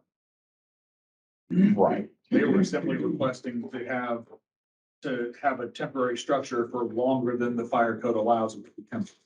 And again, I'd probably want to be more specific than just approving this variance because it is kind of. I think we set a very dangerous precedent if we approve this variance as submitted to this specific section of the GAR. Because we're literally saying, do what you want. Our rules don't apply to you, do what you want. Which we're not asking for. We're more than anything, one of the purposes of this variance was to determine exactly what rules we should follow. And even from a liability standpoint, as the property owner, I have no interest in putting anything out there that is just simply there without any oversight. Do they need to then amend the variance filing and come back next month? Because they can't amend it without giving notice. It's that one code section I put on there, the GAR.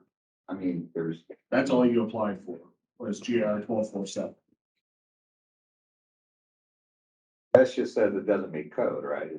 That's saying you don't want to have to meet any of the rules of the commission, unless I'm reading that incorrectly. Does staff clarify if I'm reading that correctly? But if we wanted to. There are several sections to that GAR citation. Let me see.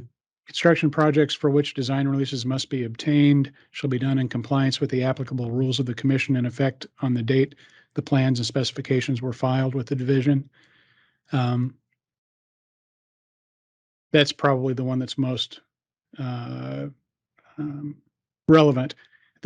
One of the things that I was wondering about, and it may not make any difference, but that particular section of the GAR is intended to clarify which of the commission's rules apply to a project based on its timeline. It just happens to be a statement that says that projects for which design releases are required have to be constructed in compliance with the applicable rules of the commission. So that's the rule that a number of people go to for blanket relief to the GAR. I don't think that was the intent of that section, but you can't question the fact that it does say that.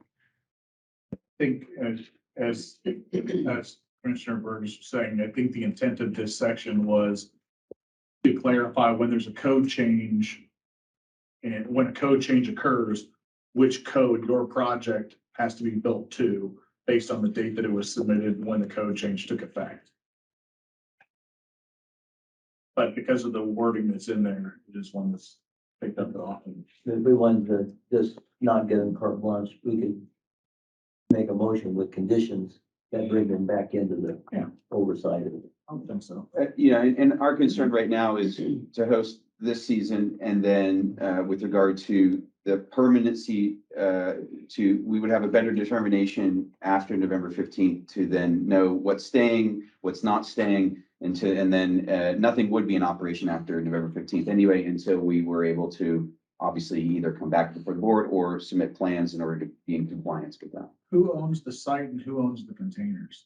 I own the site, and myself and my family own the containers. Okay, so this isn't, you're coming in from Florida to run this event, and then on November 15th, you head back to Florida and you lease this property and these containers out to another organization. No. I grew up in Anderson, Indiana. I lived there for 25 years. I live in Florida now. I come back and forth regularly. I'm visiting my parents right now in Anderson. We stay there. So I'm a local. I don't represent a large corporation that's just going to move everything about. This is a longer term family run business. I've been doing this for 23 years. And we've come before the board, had variances, compliance with the variance that's been demonstrated. We've actually had Department of Homeland Security staff. You can ask the inspector staff about Indy Screen Park.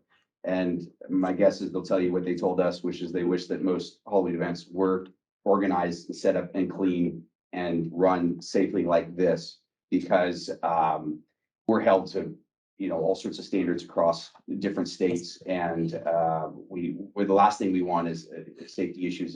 It's not good for anybody. And I asked the question because you're using them for 60 days. Sure. But then if they remain on site for the rest of the year, who else is using them? What are they being used for? And that's what I was trying to. So the paintball event has its own pro shop structure, which is fully permitted and was set up in 2008. It was constructed. So that's what we use for that particular business. And then this event happens on the same parcel during that time period. So And these aren't going to become part of the paintball. correct. No, Season. no. We're hiding behind them. Well, I mean, I don't know what happens after dark, but no, it's not used for the paintball event. The paintball event, we run the fields. The paintball fields are a separate area of the property, and no, they would not be in use. And we won't. There's no purpose in using them anyway. They're concessions and box office, and honestly, they're far too valuable for me to be shooting them up with paintballs anyway. Well, the reason we didn't use that code is because curb containers are not, they're not accepted in this.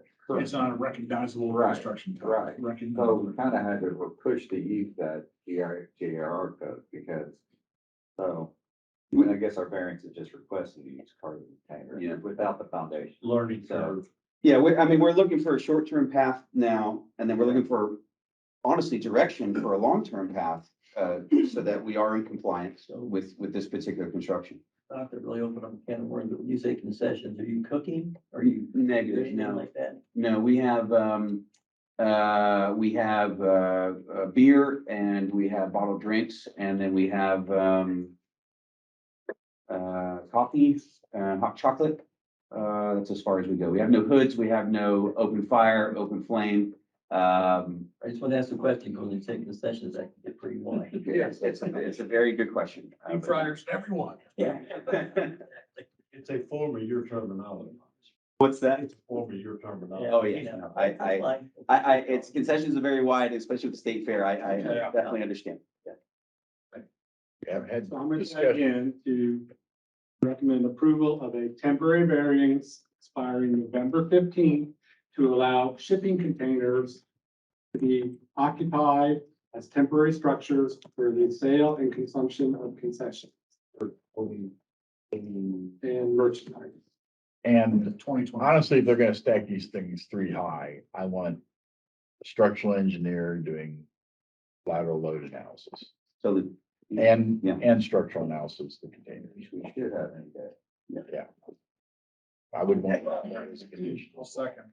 We have a motion and a second to approve, 22-7-31 White River Paintball in Anderson.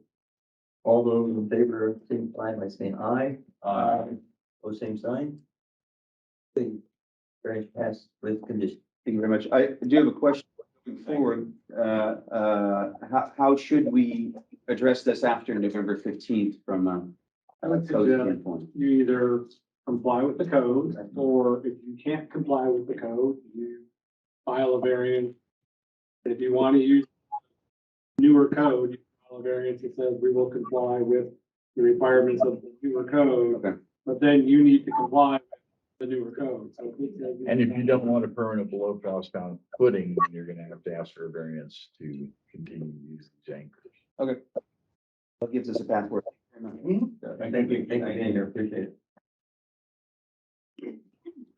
Next is 22-32, the Hyder and Sons Lumber. Anybody here, anybody out there, either virtually or in person? Good morning. My name is Matt Kelty. Can you hear me okay? Yes, sir, I'd like to go ahead. So I'm the architect of record for the Eicher and Sons Lumber in Harlan, Indiana. Harlan is about 20 miles north and east of Fort Wayne, and this facility and property is about 3 miles north and east of Harlan. It's a 10-acre property zone commercial. It's got already an existing sawmill constructed in 2016, which has a variance in place from the Building Commission, specifically for 903.2.4.1, because they are a sawmill and produce finely divided combustible particulates. Now, the nice thing, and perhaps the exception about what they're doing, different from a cabinet shop or a finished mill type operation, they're milling green wood, and you would have no trouble measuring the size of the divided combustible particulates with a regular scale. It's not microns. These are large chunks of wet wood, essentially. And they do have sawdust collection systems and air management systems, which is part of how we were able to achieve a commission variance in 2016, because they exceed the 2,500 square feet, which are permissible for such operations. Now they're adding on 6,700 square feet. We had designed it and submitted the project with a separation so the fire area would be in compliance with, well, we wouldn't exacerbate the condition. And the addition was used primarily for storage of products. But, you know, when you consider the fact that they're moving large logs around inside the mill, and the requirements or the limitations on openings per 707.6 at 156 square feet and less than 20, no more than 25% of the full length of the wall, that really inhibits their operation. And they asked, besides sprinkling, is there anything we can do? And I said, yep, we can go back and we can request a variance so that there's no separation required between the existing sawmill operation and this addition. My hope was that without any temporary structures, tents, or shipping containers, this would be an easy one for you guys. We'll see. What questions might you have for me? You have an NFPA 664 system in place? That is the dust collection system you're talking about? Yes. Yes. Okay, you do have a compliant 664 system. Okay, that's good to know. Yeah.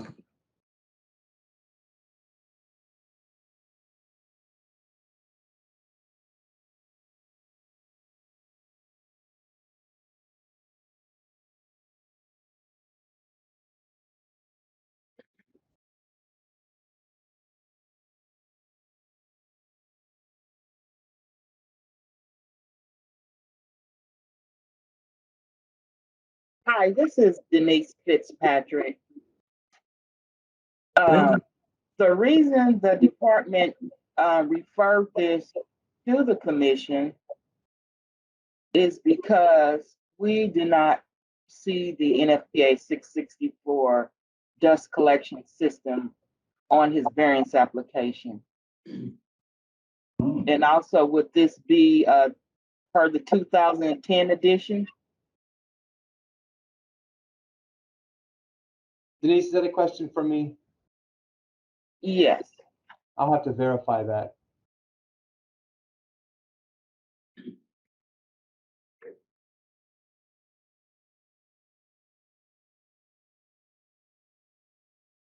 Well, Denise, if you would have noticed that and seen that there, the staff may have approved it, would that be the same? Yes, typically when they say that they are using the NFPA 664 dust collection system per the 2010 edition, we would typically approve this, but we did not see this on his variance application.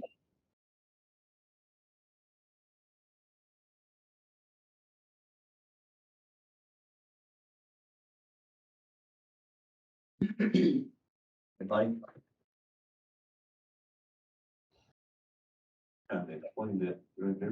Given that additional information, I'll make a motion to approve. I'll second.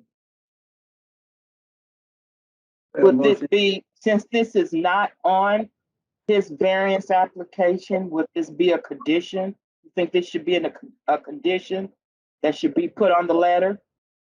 I like that. Thank you, Denise. The approval is with the condition that the facility is equipped with the compliant NFPA 664 dust collection system. Or the 2010 edition? 2010 edition, absolutely. Thank you, Denise. You're wonderful. Thank you. We have a motion to approve the variance 220732 with condition. All those in favor, signify by saying aye. Aye. Same sign. The variance has been approved. Thank you. Thank you, gentlemen and ladies.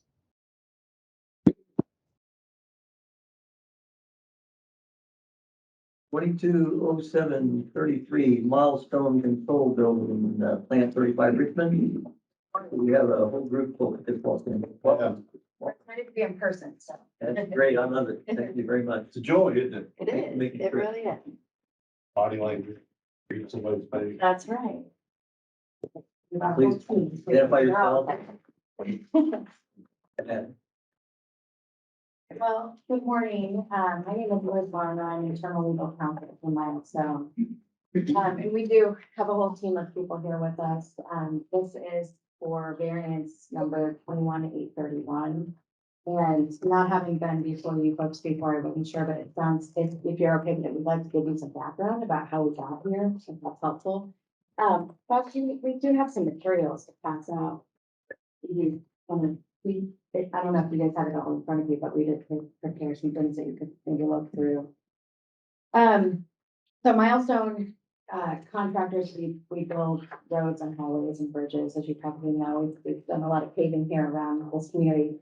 In 2020, we purchased a plant with a control tower. It was during COVID, and we purchased this whole plant to replace our current Richmond plant. So I think pictures help. But what we're talking about is this building right here, and I don't know, Buck, if you. So first, maybe I should just introduce the other members of the team as well. So Buck has been with Milestone for 52 years, and he knows all of the everything. A lot of experience, a lot of blood, sweat, and. I wasn't gonna say that he knows where the bodies are buried, because that feels inappropriate, but he obviously does. But behind us here, we have everyone from operations to safety to government affairs, you know, that we've got, and just can help answer any questions that you know. So what we're talking about is this building here, and for me, I'm not super well versed in asphalt plants in general, but we have a foundation, a concrete storage building on top. There's a modular, what we call a control tower. So this is the building that we purchased for about $1.6 million back in 2020 to replace a plant that was nearly identical to it. The reason for the purchase, and my folks can certainly correct me if I'm wrong, but we purchased it because this control tower is fitted to match the plant, and the old plant was just, you know, it's coming out of date. This is more sophisticated. The 80s, but it fits very well with everything that we bought. So that's Control panel. right. So we did that, and then March of this year, we were operating, and then Jeff is gonna go into this in far more detail. But we were operating, we had an inspection, we got, you know, all of our permits that we would typically get as Milestone, including everything from IDEM, you know, any code permits, anything that we typically do, that's what we did. We had inspections come out, and we had a stop work order put in place.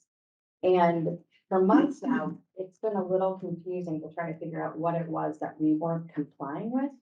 And it turns out that this control tower, I'm gonna call it a tower, maybe it's a clone vernacular, but is specifically supposed to have an IBS, Industrial Building Systems stamp on it.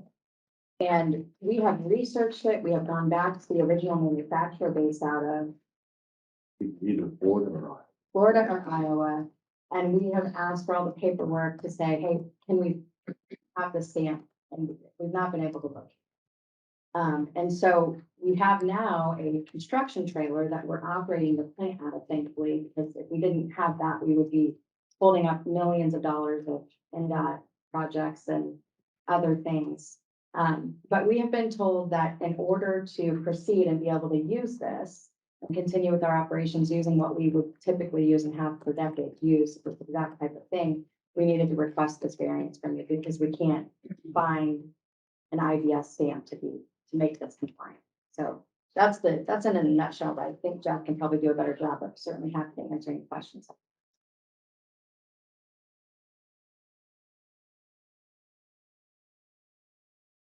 there been a structural engineer review the building?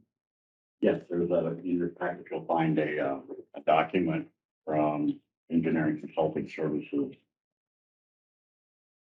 Part of the application that the building has, and it's the construction of the building, is a structural tube construction, 5 by 5 inch tubes, 4 inch tubes that create the base structure for the building. The interior of the building are a typical standard construction, 2 by 4 insulation, and so on and so forth. This building has the control operation for the plant. The reason that it was elevated is because of visibility for the plant for the operators. Generally, there is one operator in the building and another operator that is on site that is filling the silos and things like that so that the asphalt plant can operate. You know, the vehicles come in, they get their load. There is a kiosk on site for most of the transactions occur with the patrons that are visiting the site. I would call the building a limited access facility as far as availability to the public and others. The people that are in the building that are operating this know about the equipment and are the managers of that plant. Again, the building was purchased in 2020. It was constructed starting in 2021.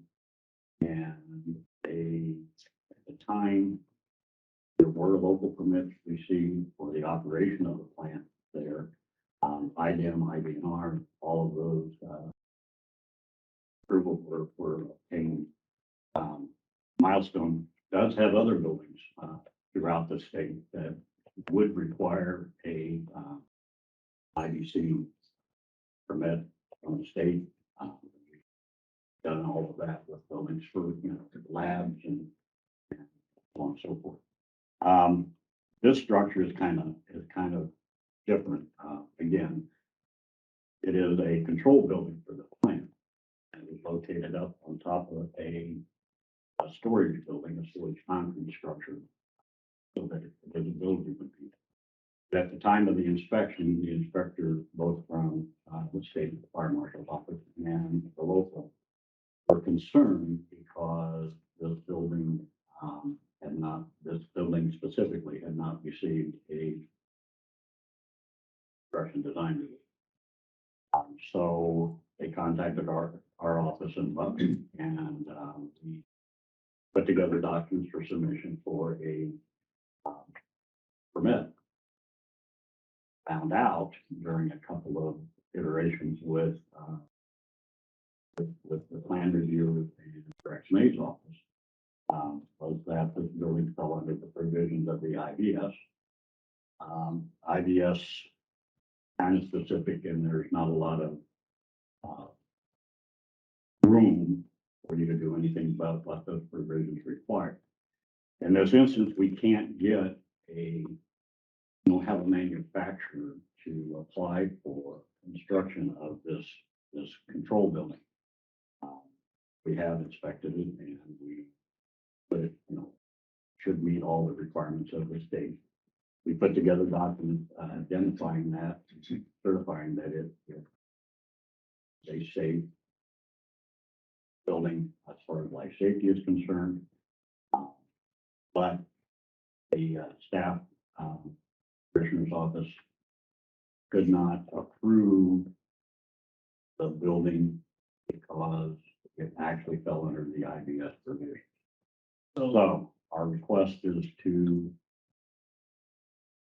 get a permit.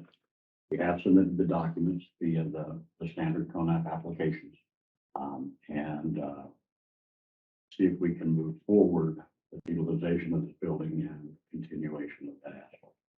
So Mr. Ritz, the engineer, there's a lot of states, the structure is pre-used, prefabricated facility manufactured in 1986 by Fincors and is in excellent structural condition. What is he basing that assessment off of? Did he disassemble portions of it in order to see what it looks like on the inside? I mean, that's the issue with pre-manufactured stuff and why it has to have that stamp, because it's essentially being inspected as it's being built. And then when it's delivered on site, it's already pre-made. There's nothing for an inspector to look at. So that's why they have to have that seal. Well, as I indicated, it is a tube steel structure as far as the main the floor and the verticals on the building and a top rail, and then there is a wood structure for the roof. All of those are visible both underneath the building because of its location on the structure itself, and the interior of the building. As I said, they refinish exterior walls and things like that, and insulation, and all of that was available and is visible in the building. You see on the structure that there are some panels that you can lift up to look at the structure underneath. There's a platform in the structure. If you have the drawings, help you look at that, but we were able to, inspect the entire building. I'm not. What's the square footage of this thing? 312 square feet.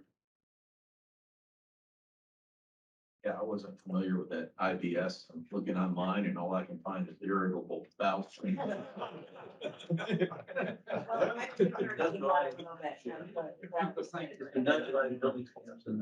Yeah, I think, Just guess. a lot of manufactured housing. Yes. it's where, you know, there are inspectors at the plant as it's being built who are inspecting it, and they have approvals from the state, you know, these companies that we approve every year for renewing their certification.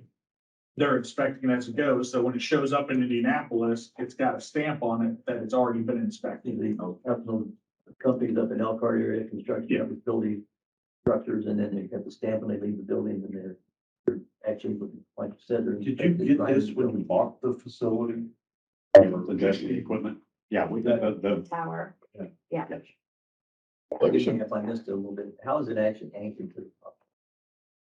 Is it sitting there, or is it anchored? The structural steel is welded to, steel, reinforcing in the reinforced concrete foundation for, wind loadings and, might be,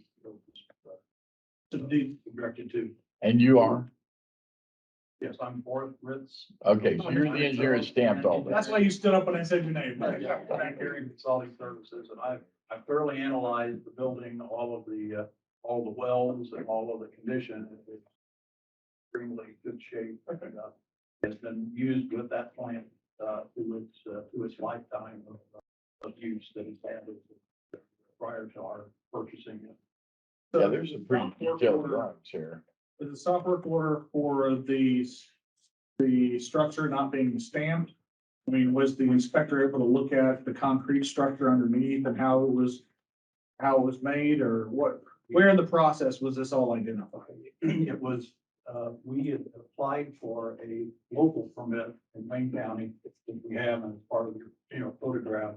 And when the, local inspector and the state inspector made their inspection, they realized that this building was gonna be occupied by employees, and, noticed that, we did not have a state inspection. And that's when we, retained the services of Mr. Marshall, design and planning, and put the, initial application for a regular state permit, but we noted that the building was a modular building at that time, and that was rejected by that, at that review. And then that's when Mr. Marshall and I put together complete detailed plans that you have, that have been submitted. And then the reviewers said they did not have the authority to override the IBS requirements. Is this Only the variant would be. power being used 24/7? Third of our plant operator. No, it's used about 10 hours a day for 5 days a week on average. Okay, and on average, how many employees are inside at any given time? Almost all the time, it's just one employee inside. Just operating the plant. Yeah. Then you've got weekend pours and everything else. On occasion, yeah. Midnight pours to come to the temperature.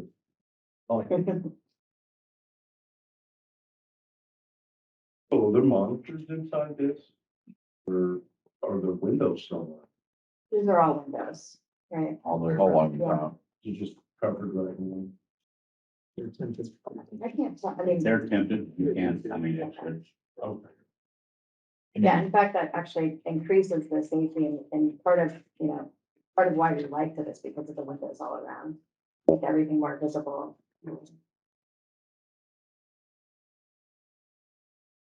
Yeah, I don't expect that. I heard that. Yeah. Wonderful stuff.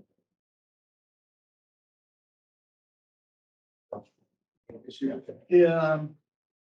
I'd say, I guess my initial thought is make a motion to approve on this structure. You pick it up and you move it somewhere else, this variance doesn't go with it. Okay. Everybody agreeable on that? Any other conditions or information you guys want to see? All right, well, then in that case, I will make a motion to approve with the condition that that the variance is for this structure on this exact. Based per the plans. Thank you. You did you get that, Ed? So I'm trying to figure out how to word that exactly. So, like variances solely for the structure on the current foundation and would be invalid if structure removed. Yes. This is where I discussed a couple items, let's say this, quick, shut up. So we have a motion in a second, so you're welcome to keep discussing. How the steps up there? How old are the steps? They're brand new. They're sitting in ink, there's like a. Cross-tied or something. Again. That was an old picture. That was before we had it completely. We got the stop work order. We were in the process of putting those stairs up. Okay, so they're yellow and the top rail's 42 inches now, right? Yes, there is. If you look at. Good answer. All right. I'll shut up now. All right, anyone else? We have a motion to approve with condition 220733. Milestone control building, Richmond, Plant 35. All those in favor, signify by saying aye. Aye. Opposed, same sign. Approved. Thank you very much. Thank you all for taking time to come back. It helps us tremendously. Yeah, and thank you for being on this side of the state line. Good to be here. Thank you. Mr. Commissioner. Yes, Denise. Hi, this is Denise Fitzpatrick again. On variance 220732, I made a mistake. It should be the 2012 edition. I have reached out to Matt to let him know. Okay. I don't know if that's something that needs to be brought back or if the correction can be made there. I think the language is still somewhat the same, but I have reached out to him. I'd like to amend my motion 220732 to make it the NFPA 664 2012 edition, not 2010. I know, nail me to the wall. I'm sorry. Not a chance to me. Okay, next is a question. I did have a question that one of my colleagues pointed out. So is this effective immediately so we can resume what doing? Okay, perfect. Thank you very much. Appreciate it. Let's go. Let's vote on that amendment. Somebody seconded already. I did second. Yes. We have an amendment to a previous motion on variance 220732 to comply with the 2012 edition, not 2010. All those in favor of saying aye. Aye. Same time. Okay, we're good. Thank you, Denise. We make that change and make that change in there. Yep, I got it. Okay, next is 220736 Greeks Pizzeria in Sheridan. Anyone here or on the phone or? Kurt White here. 35 was withdrawn by the proponent. If you brought your own agenda, Yeah. that's still on there. 35 with withdrawn. I just went That's ahead pretty and this put that morning. down. Sigmund noted that it fell withdrawn. 30, is anyone from Pizzeria, Greeks Yeah. Pizzeria in Sheridan? Kurt Whitesell is here. Thank you. Go ahead, sir. We also have Travis Stern here, the fire chief in Sheridan. Go ahead. So we are applying for a variance to not install a fire suppression system in our new restaurant location in Sheridan. We are doing completely renovating a 100-year-old building. It's about 4,300 square feet into a Greek's Pizzeria. And it's the reason it came up is we are just over the 100 seat mark. And when we last met with the fire inspector, that came up. And so this option or this variance was our option. And so they gave us some standards we could meet from a construction standpoint and equipment that could possibly get us around that and so that we can get the variance. For instance, we're doing a type 1 hood over the pizza oven, and we just do have a pizza oven, that's it. And then we also are encapsulating the cooking area from the rest of the restaurant up to the roof line. And then we will have a full-time 24/7 monitored fire alarm system. And we are located right across the street from the fire station, so that does help. So we are hoping we do not have to put the fire suppression system throughout the restaurant. You have, more than one exit? What's that? You have to have more than one exit? We do. We will have 4 exits when the construction's done. And you'll have the additional fire extinguishers that the fire chief wants. Correct. Yep. Did you get an estimate for the cost of the fire sprinkler system? They didn't come to us. They gave us one based on our square footage, and they thought it'd be between 400,000 and 500,000, which I don't know. I'm sorry, not 4. That's our square footage. About 100,000.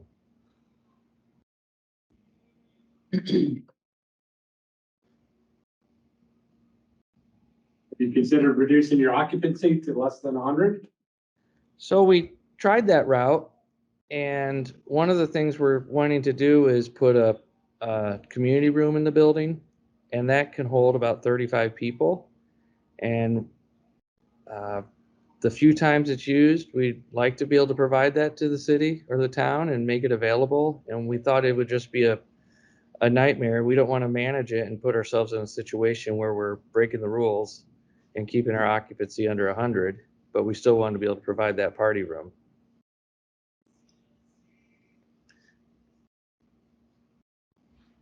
This is Travis Stern, the fire chief. I worked with Kurt on this project quite a bit. He's agreed to continue to work with us, agreed to place fire extinguishers and additional fire extinguishers in places of need. There isn't a second story to the structure. There's no apartments around. Due to the historic nature of the building and the ceiling and the history of it, it would be a hindrance on the historical portion of the building, if that makes any sense. We are staffed 24/7. There is a fire hydrant approximately 40 feet away from the structure. If that makes any difference. Is it a standalone building? No, on the north side, there is a attached business with a brick wall, several layers thick brick wall in between the two buildings. The firewall, or does it go up through the ceiling or through the roof line? Yes. It is a firewall.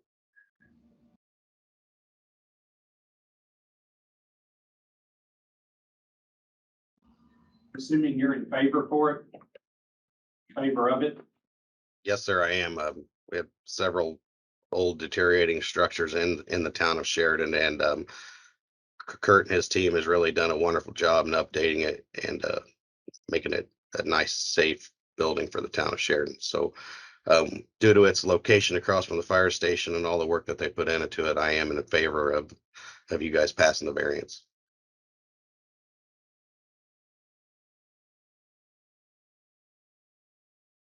I'll make a motion to approve. Second. A motion to approve, and a second to approve 220736 Creek Pizzeria in Sheridan. All those in favor signify by saying aye. Aye. Opposed, same sign. Thank you. Everyone abstention. Thank you, guys. You're good to go. Thank you for your help. Thank you very much. Next is 220737 Barn 38 Wedding and Evans Fence Barn in Newcastle. I see Mr. Renzi standing up. RTM Consultants. The owner's requesting a 2-year extension to install permanent restroom facilities. They obtained a variance back in, I guess it was the middle of 2019. Initially, they're re-requesting this variance due to the fact that the city has been delayed at delivering the water to this site. We've got a letter from the mayor stating their intention to do so. I'm told it could be as much as 2 years, so we're requesting the variance for 2 years to provide those. In the meantime, they'll continue to use the portable restroom facilities that will meet the numbers required facilities and also the accessibility needs And they also have drinking water available for during events. What have they been doing since 2020 when their last variance expired? Well, I imagine, and now the variance was requested to be in effect within 1 year of opening, and I'm not really sure when they opened. They did get a CDR in October, in the middle of October of 2019, so it would have been about 5 months after the variance was approved. Then 2-3 months later, we're into the COVID world, so I don't actually know when they actually were able to get started, so one of these that got caught in that time frame. So. And this is one that I was trying to look back and couldn't find the documentation. Is this one that they showed they would have they had the space to put in the restrooms? Oh, and yes. Just waiting. Yeah. But then It's said all they didn't use it designed for the in. last 2 years, so. Yeah, it's all designed in as part of the project, so. And they are definitely on one of these three things that the mayor mentions in his letter, because I couldn't tell. Yeah, I can't tell. Yeah, they're right on Highway 38 Okay. and Barn 38. First on the list. I'll make a motion to approve. Second.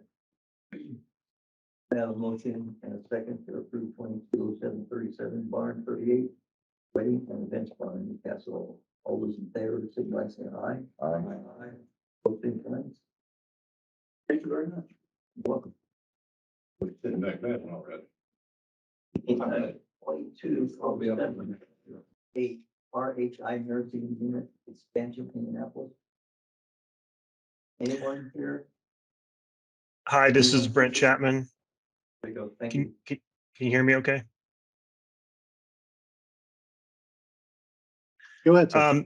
Okay, this is Brent Chapman from BSA Structures. I'm an architect on the RHI nursing unit expansion project. I also have Carl Johnson on the phone. He stamped the drawings.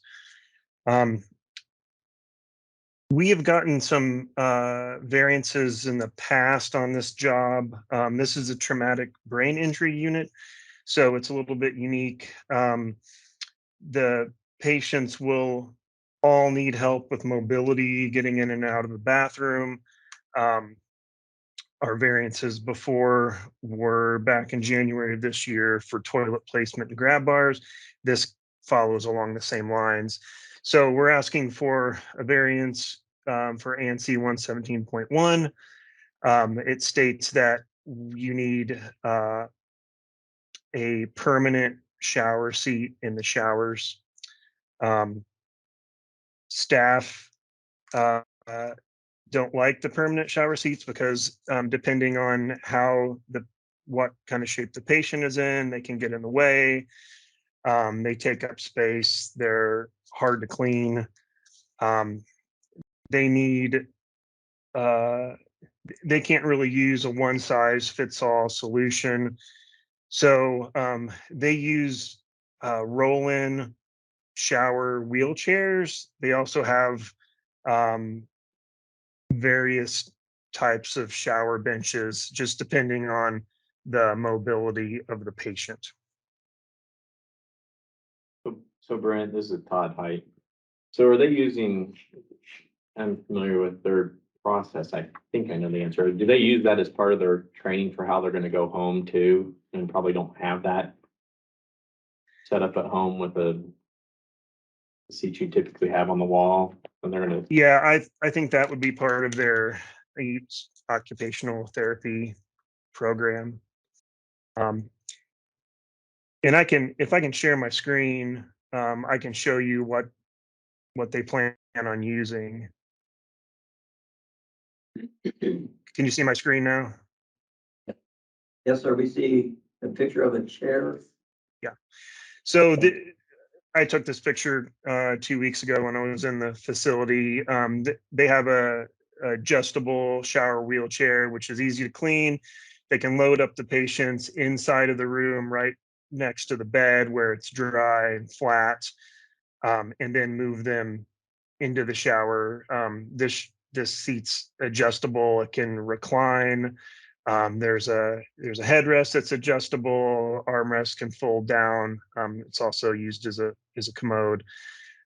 So that's what they use now in their facility, and it's what they would like to use going forward for this unit. I've also attached the cut sheet if you're interested in reading through all of that. And that chair is easier to clean than a fold down seat. Well, they can take this chair to decontam, clean it fully. It's those fold down seats. There's just there's hinges and surfaces that are they're hard to clean fully. They can take the wheelchair to the room with the epoxy paint. How's it down? You're not gonna let that go, are you? Plus, it's just there's these seats are bigger. They can get, it's just more stable than having a seat that folds down from the wall. So, and they need all the room they can get in these shower rooms. A lot of times they need 2 staff members to help patients in. You can see now I have a plan up. This dashed in area is the shower, although actually the whole room is sloped to the shower drain. So it's kind of the Euro style shower. But this just gives them a lot of room to work with. It's open and they can wheel in those shower chairs. They also have benches. You can see that that here's a smaller bench that they'll use. This is for another variance, but you can see here's a different bench here. So they have a lot of options just depending on the size of the patient and the mobility of the patient. Ed Vincent, RTM Consultants. BSA is one of our clients. They didn't hire me to do this variance, but I understand that, so this is to not provide a shower seat, is that right? Yeah. So I want to point out that and we've had a couple of variances on this for different kinds of buildings. But the ADA only requires a shower seat if you have a transient lodging facility, so like an R1 occupancy. So it wouldn't, so in other words, this doesn't create a violation of the ADA. It's really just a difference between the ADA standards versus the state adopted A117.1. It basically treats all showers the same. The ADA only stipulates a seat in a transient lodging facility. I think what they're trying to do here, Mike, is they're trying to adapt to the known population that they're dealing with in a traumatic brain unit. They're not trying to do this in every single treatment room. I mean, so they are assigning people to these rooms that they know require this level of treatment. And so it's for patient safety and for the staff safety. ANSI 117 is meant to be a kind of catch-all minimum standard for accessibility, but there are always situations where you could potentially have to do more And again, to accommodate somebody. again, I'm just speaking from the standpoint of somebody comes before us 2 months from now and says, we granted 7 accessibility variances on that project, but you're denying my one. So I think the deciding factor in the discussion or in the motion has to be that this is a specific use for traumatic brain treatment, and it's not office kitchen that, can't put the countertop at the right height because they don't understand the standards.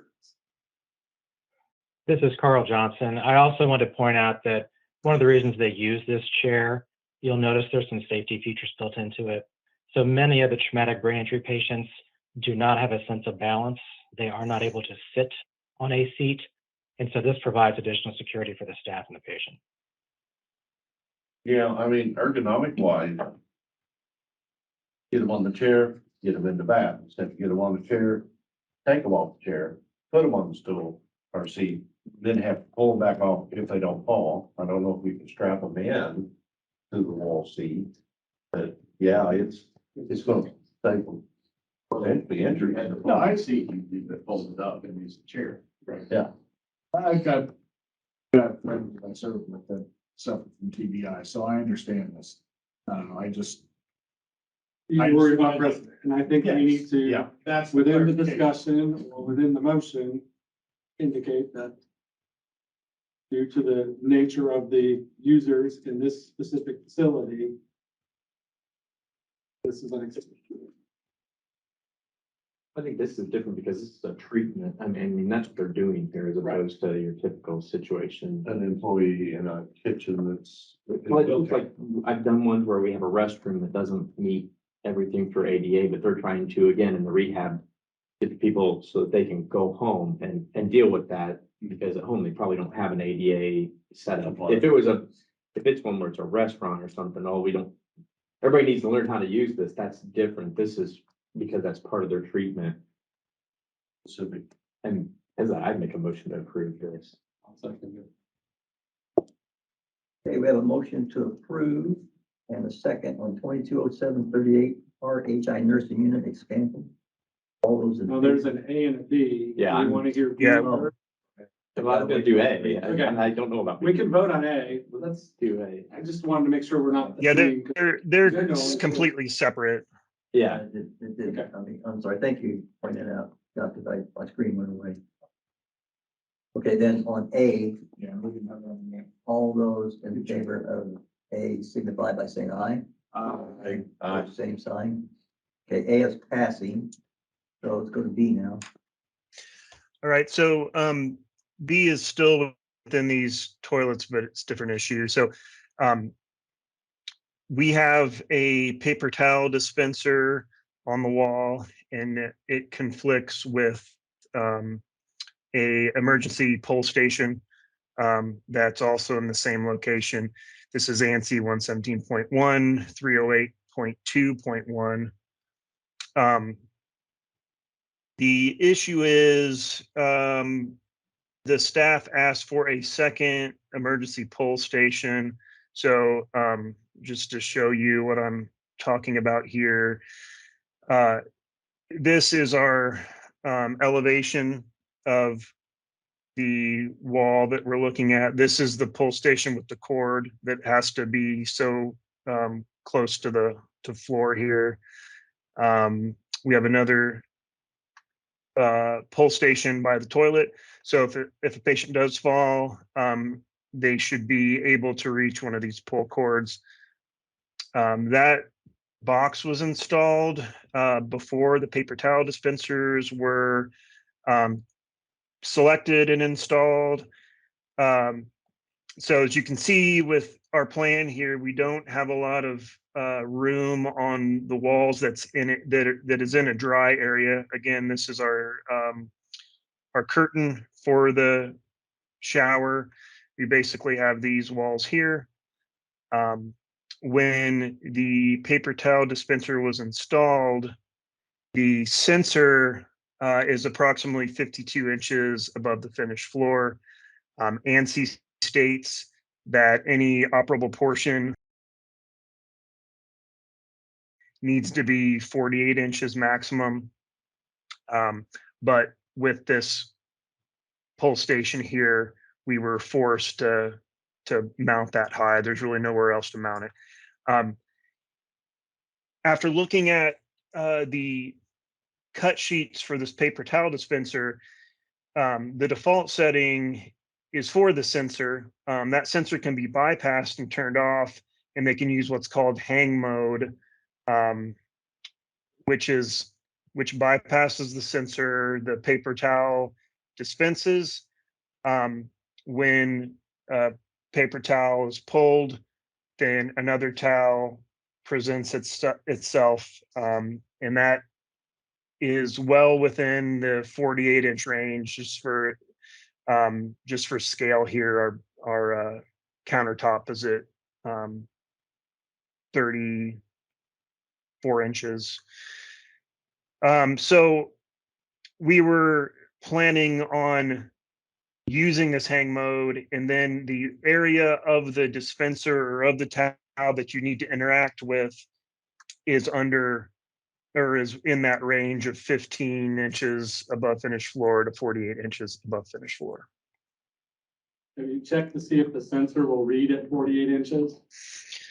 Well, we tried that and it didn't work. After I just pulled up that cut sheet yesterday, after reading through there's 3 levels on that sensor as well, for low, medium to high. So I don't know if the contractor was aware of that and I wasn't.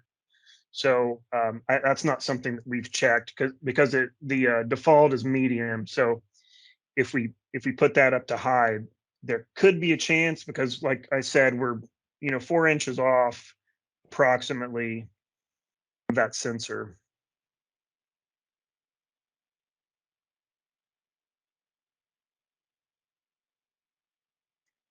So that's one. That's our first alternative, is to use this hang mode, which bypasses the sensor. We discussed that with the reviewer, and he still left that on his list.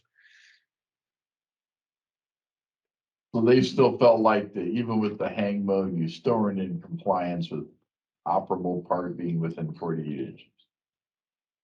Yes. Now, other alternatives that we have, we would like to keep this where it is on the wall, because if we were to move it, this is all on tile, so there's hardships as far as cost. I think cost was somewhere in the let me see, I have a list here. $650 a room times 16 rooms. And then also the just the time that it would take, because in some rooms the straddles 2 tile, so there would be demo of removing the paper towel dispenser. Then they'd have to use an angle grinder to remove the tile that has the hole in it for the old attachment. The drywall or the substrate would have to be patched. The pull station would need to be lowered. I apologize if you already said it, but on that dispenser, when it jams, where's the manual, feed? Is it on the side or on the bottom? Most of those have a manual feed option for when they jam, because they always jam. Yeah, I believe I'd it's on have the to. side. On the side, and so that would be Yeah, above it's on the side that the you can't see there to the left, I believe. Yeah. Have you looked at just using like a countertop dispenser? Well, that was one of our alternatives.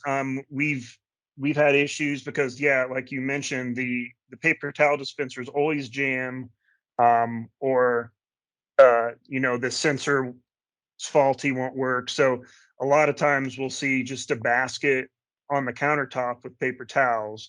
So that could be an alternative, leaving the paper towel here, for people who don't need the ADA height, and then having a basket, which would be in the ADA range, to be equitable for people who do have disabilities.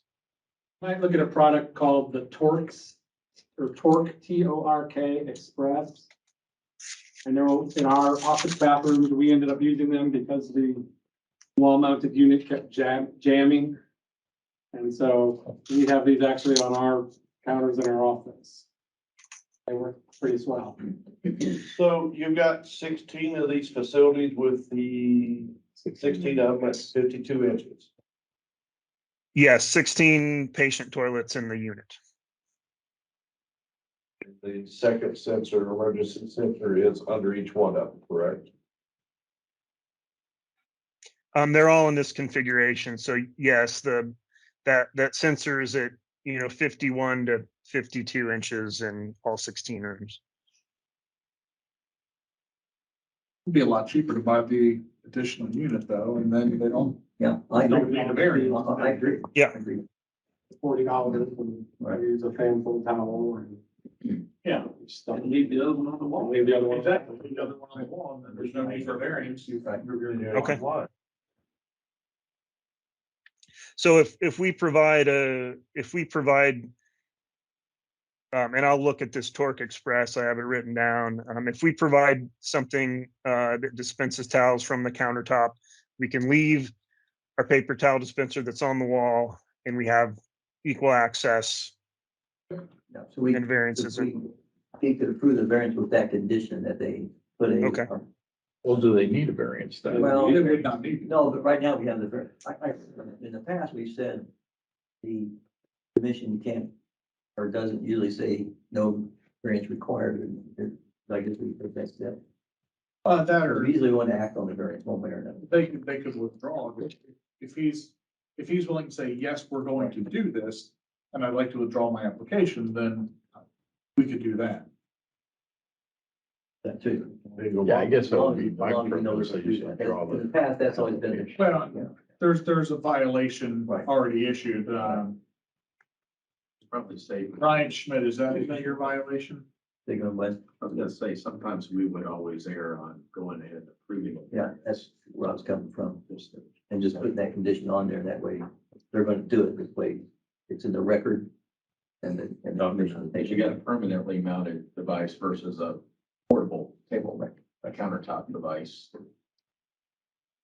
Agreed. I like that being in the record, but if we approve it, we're saying they don't have to. Well, we put condition on it.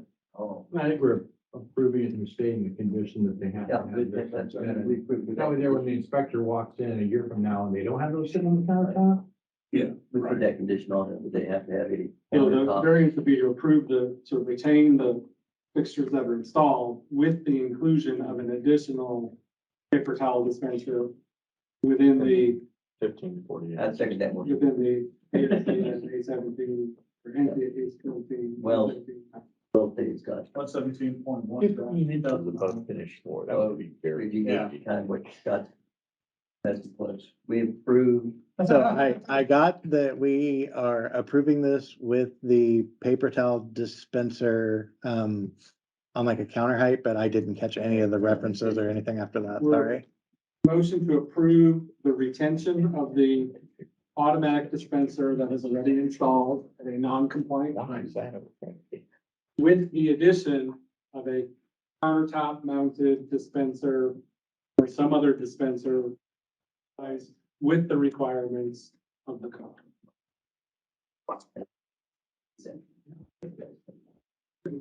And just to clarify, that basket or the Torque Express would qualify as that countertop dispenser, is that As correct? long as again, the operating surfaces fall within the height guidelines, then yeah.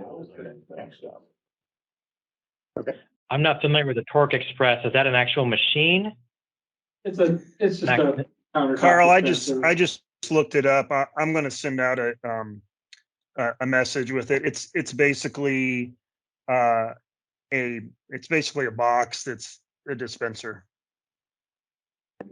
Okay, you would just sit on so the counter. the like commission a would Kleenex prefer that box rather with than then having a full paper basket towel. with open.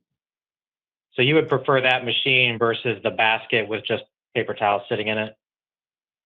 I have no preference. I was just offering an option that I've seen used.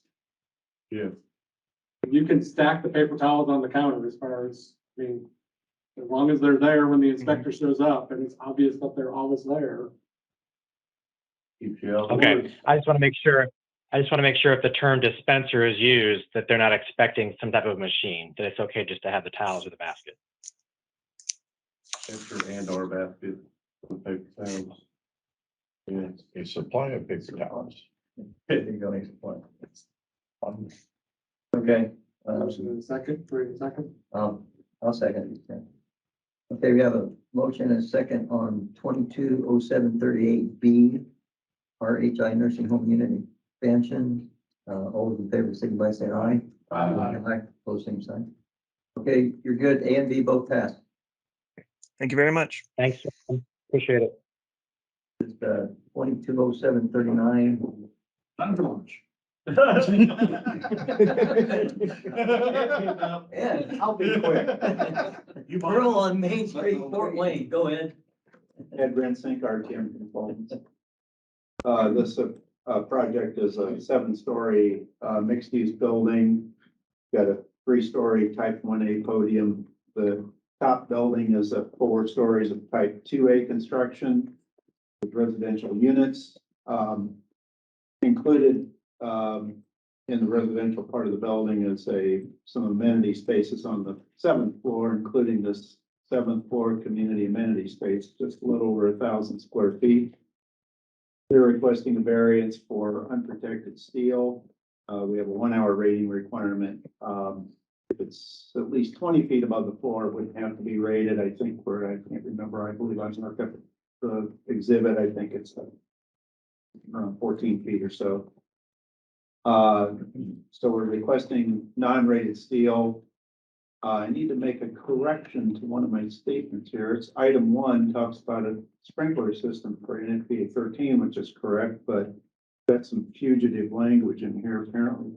Another variance that talks about combustible concealed spaces. We don't have any combustible concealed spaces. So this is all, the building's entirely non-combustible construction. So again, 13 system throughout. We're proposing design density increase of 0.2 about 0.2 GPM per square foot, and we're the minimum 0.1 GPM per square foot required. And then we've listed, make the statement here, automatic spring protection, ensure structural fire resistance by limiting fire size and heat release rate, limiting the effects of fire. And so it's basically enhancing the sprinkler protection for that area. We've listed a bunch of similar variances. I think that first one listed there was where I borrowed the language, and that was a type 5A building. I think most of the other ones have been uncombustible buildings, been a variety of circumstances. I know we had some unprotected roof steel in a 4-story college classroom building down at IU. We had a building with some atrium steel, another Fort Wayne project, I believe they had. Why do they not want to protect it? It's not pretty. Well, it'd be the same reason all these. No, I mean, that's like, when you look at the undue hardship, it's that it's not pretty. Well, let's think about this in terms of more of like an alternate design, not really a variance. So, I mean, some variances, they just don't want to do something, but we're actually providing an alternate design that The meets. use of an open roof structure is designed to enhance the visual appeal of the space.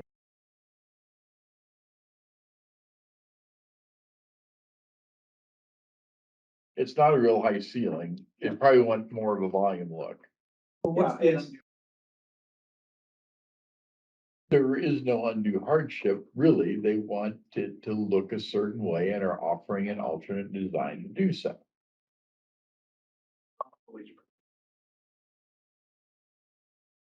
yeah, Yeah, more sprinklers. understand. I mean, I didn't realize the statement of hardship is appearance, but it's in a larger sense, these apartment developments are competing, so they have a lot of, all of these features show up under those But circumstances. you can have the same look using a product that will give the same appearance, but still provides the fire protection. Well, we're providing the fire protection by enhancing the sprinklers system. It seems like a reasonable trade-off. Just asking the question. I mean, It's not always about money. Sometimes it's about undue hardship and other things. This is aesthetics. It's not, yes, exactly. But are they still gonna have the same? I mean, windows and doors are about aesthetics too, and we approve large pieces of glass in a hallway if they put extra sprinklers behind it, and that's all about looks. They're still providing the same amount of safety. I'm not saying I'm against it. That's like a discussion. This has come up before, come up before the commission about the hardship thing. I guess things you always weigh that against what you're really asking for and really adverse to safety. Or making some big compromise in safety, you know, I can understand that. I mean, it's a lousy 9'6" or 8" ceiling, so I'd want it to look like it had more volume than. Make a motion to approve. Have a motion to approve in a second on 20739 Pearl on Main Street to make the roof system look really nice. All those papers signify saying aye. All those opposed, same sign. Thank you very much. You still standing up, right? I am. Okay, 220740, IU AHC medical education. There's mad you because you wouldn't let us take our lunch break. I'm sorry. They're mad at you because you wouldn't let us take our lunch break. Well, I'm trying to go quick.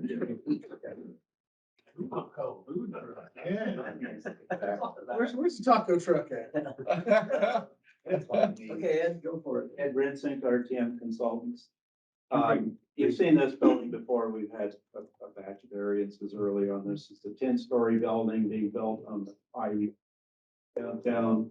This one is Indiana University, not IU Health. It's an educational facility, medical education facility. This was a request that was brought to me by this electrical engineer. I decided to just attach the email that they sent to me because it explains it pretty well.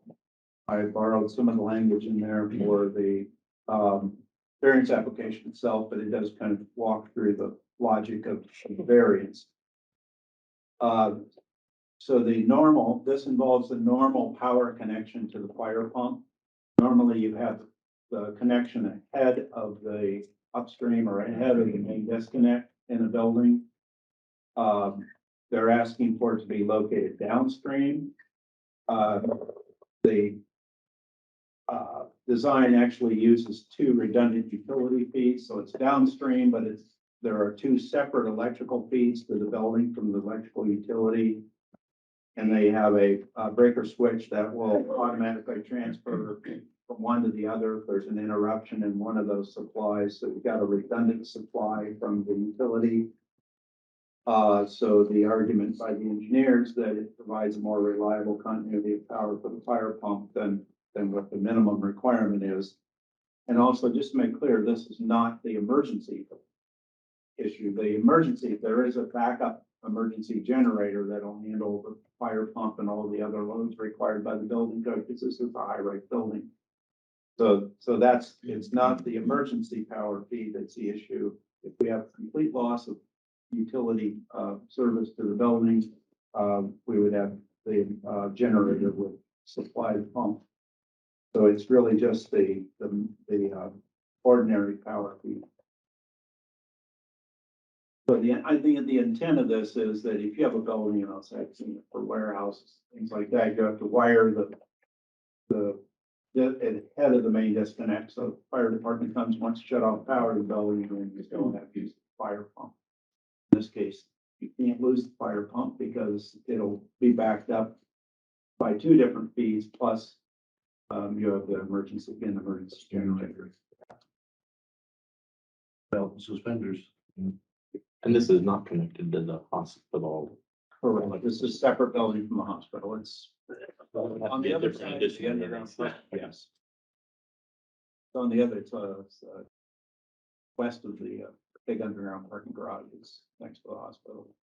So by putting it here, you get that redundancy, whereas if you put it upstream, you would lose that. Yes, right. It can now also be shut off and only rely on the generator because somebody can make both switches and disconnects. Generator. But is that possibility more or less likely than the power going off with only the one? Seems pretty darn low risk. Yeah, I don't think it weakens the reliability. I think argument by the engineers makes it better. What's your opinion? I was for it. Motion. You got redundancy built in. It's like we lose power totally from the city. We've got the generator from the pump. That'd be, it's gonna go try. I don't know, I mean, My only concern is that everybody's used to it being a certain way, and now you're doing it backwards, and in an emergency, somebody going to accidentally do something. I mean, the fire department's gonna show up, they're gonna wanna kill the power, they're gonna start throwing disconnects off. If they turn everything off, then you still have the emergency generator will still power the fire.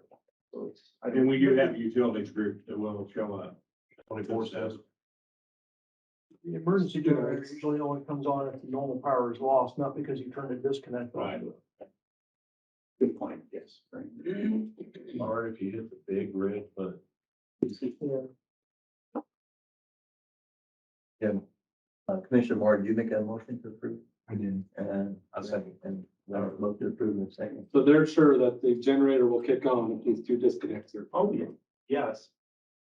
Well, let me I ask want to you, test that, Rodney. I was gonna ask you. Monthly I was gonna say. generator test. Generator test. I mean, that's in the code. Yeah, they're supposed to test it monthly. Well, there's everything's supposed to be. I My know. generator runs every week. That I doesn't mean it's gonna turn on when I was surprised. Yeah, nothing 100%, but yeah. I just. 99, yeah. When we test them monthly, wouldn't be requiring them to test them. Year. I just want to make sure that the generator wiring is set up to accommodate this differently, I don't know. because it's different than what they would normally do for the generator. Powering that fire.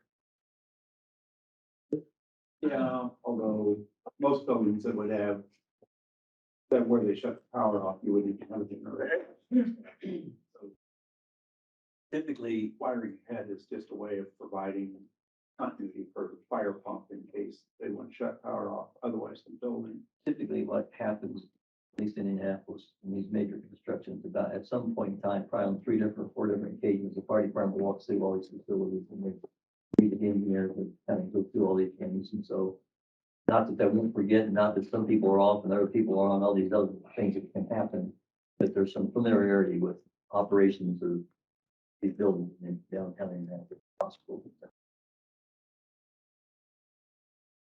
When it hits the fan, everybody knows what their job is to do. All right, so we have a motion and a second on to approve on 220740 IU AHC Medical Education Facility in Indianapolis. All those in favor, signify by saying aye. Opposed, same sign. Thank you very much. Okay, before we go any further, Craig, are you still on? Yes, I am. I didn't know, the reason I asked, I don't know exactly what time you jump off of here, but stay on, would you please? Because at the end, we want to have a little discussion and have you involved. I just don't want you to get off early. So, Sure. Yeah, we just have the one for the Beech Grove gun range. This is a typical post indicator valve from Marjorie Bogard. Move to approve. Second. A motion to approve and a second. All those in favor, signify by saying aye. Aye. Opposed, same sign. Okay. Thank you. Thanks. Report and administrative review. So OALP has not provided any new final orders at this time. The depot variance that we had last month has filed an appeal on the denial of their variance. I will keep you updated with more information as we get that back from OALP. So will the fire marshal be in the loop on this or just? Well, it comes to the administrative law judge, along with level review and reach out and who she needs to consult with to make that decision. Okay. She may or may not, I don't know if they'll involve her or not, I just don't answer that. Didn't know the process. Final comments. Well, my final comment is that, thanks everybody for today. I really like this commission and the conversation that everybody has. It really has good questions and I think it's very enlightening for everybody really. So thank you for that.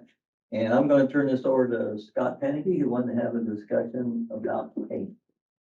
After last month's meeting, where we had 2 cases regarding epoxy paint and the discussion revolving around Greg's interpretation.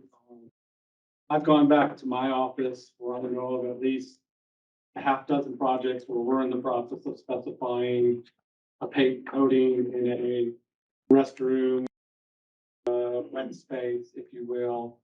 Now, we are specifying proper drywall, underlayment, green board, purple board, whatever you want to say. But have some more clarification about the use of coatings as a acceptable finished surface in order to resolve some fears that we have that we're gonna get to the end of a project and have a painted surface and then have an inspector come in and say, you know, this doesn't meet the letter of the code, you need to do something else. We've been using these coding systems for years on projects. I think perhaps by Craig issuing his clarification, it has kind of opened the eyes of some inspectors to say, well, this is something I need to start looking at more. And I'm not saying that every job does everything right. I mean, I would question whether the bathrooms in this building truly meet the requirements of the code based on the surfaces that I can Now, that said, the interpretation is walls adjacent to. sidewall and plumbing fixtures. I know, but this specific section that he interpreted is just. The urinal in there, that's adjacent to the wall. Too. That's painted. So, hey, so I've been talking with our paint rep to try and find verbiage in their documentation that would kind of come into the terminology of waterproof. And that is, you know, unless you're going to like an industrial coating that lines the inside of a water tank, you're not going to get to that level of verbiage in a product data sheet. So their suggestion is, do we start to look at either thickness of product applied, or, you know, along with the caveats that it's scrubbable or meant for USDA food service areas. Look at permeability of the coating to determine, you know, how much water vapor may actually travel through that. You know, the coating systems that our office is specifying generally are in the neighborhood of 6 to 8 mils thick per coating. And that is after you've already applied a primer coat between the drywall and the first coat of the epoxy. And then we typically specify 2 coats of that epoxy product. So you're anywhere from 8 to 12 mils thick coating on top of that drywall to protect it. And that is from, you know, floor to ceiling. We're typically not changing paint coating halfway up a wall to, you know, those are able to be top coated again if you had to. So if, you know, you can't get the color you want, you could theoretically put another coating on top of them for aesthetics. But I just wanted to kind of bring this up for a little bit more discussion and kind of give some, you know, some direction to the design community on, you know, is this possible? So that, you know, I know for a while architects were struggling with the licensing board about what we called our people that weren't licensed. And we finally had to go to the board and say, okay, here's a list of options of names we can call people. Tell us the one that you're okay with so that we can use it and stop having compliance. So I'm kind of trying to approach this the same way. Is there some sort of standard guideline, something that we can become comfortable with so that the inspectors have something to look for and we have something to judge against if we get a variance coming to us? That, you know, until we can get to a new code cycle where we can actually put language in the code. And that's what I was gonna ask. And I don't know if how familiar you are with like 21 plumbing code, but I did just a quick search. I did a quick search in the plumbing code because as I mentioned earlier, that section that Craig interpreted is out of urinals. So I went to the urinal section in the 21 plumbing code to see if the language is still there, and it's completely gone. So I don't know, did it get moved somewhere else, or is it just gone altogether? I'm still scrolling. And I don't know that we have to answer it today, but I just want to kind of plant the seed to the commission and to Craig to, you know, I mean, none of us want to be in a situation where we design something and then we're told what we did is wrong. I mean, that paints a bad picture for everybody. It does the owner no good to get to the end of construction and then on a final, which is where the paint color shows up or paint shows up, you have an inspector come in and say, no, this doesn't comply because it's a paint coating. So I just want to try to find some common ground where everybody can get to a point where we can offer some more direction beyond Craig's interpretation that says, you know, these types of products are an acceptable coating if, you know, the mill thickness is a certain thing, or if it complies with USDA food service, or it's, you know, noted as scrubbable, washable, you know, the terminology that the paint companies use. I thought that the issue, I'm sorry, but I thought that the issue was in the building commissioner's interpretation was the use of epoxy paint over ordinary drywall was the problem. And if I'm misreading Craig's interpretation, but I mean, my understanding was that at times in Indianapolis, Mr. Popovich, that there are inspectors who are, you know, just because it's epoxy paint, they're still citing. Even if the drywall underneath is moisture resistant or moisture. So the issue stated in the interpretation is whether semi-gloss epoxy enamel paint is an acceptable material for urinal walls in class 1 structures under section 419.3 of the 2012 Indiana Plumbing Code. I thought later on he talked about this really doesn't address, because I thought the issue was that you could get mechanical damage or something like that, and then the underlying material is not moisture resistant. So there's a couple paragraphs in the rack. There were three basic issues. This actually spanned two different interpretations, one from the plumbing code and one from the building code over the last couple of years. And what it came down to was three issues. One was the paint coating itself. The second was whether any kind of drywall product was acceptable as a substrate. And then the third was what the wall was constructed out of, whether it was wood framing or CMUs or steel stud or what have you. And what I tried to convey, and I don't know how successful I was that wood framing as a substrate was, in my view, acceptable. And that we shouldn't necessarily rule out all gypsum products, because there are gypsum products that are designed for moist and sometimes wet locations. The typical green board type of products that you see in bathrooms everywhere. And then finally, the paint coating, which probably was the most problematic, simply because I don't have the resources to perform material testing. I'm not a material scientist. We don't have a lab. One of the things that I tried to put forth in the interpretation on the paint coating was if we could get just a simple statement of suitability to purpose from the manufacturer, that would go a long way, and in my view, would be sufficient. I don't know that any paint manufacturers are willing to do that. And if they aren't, then perhaps that material shouldn't be considered.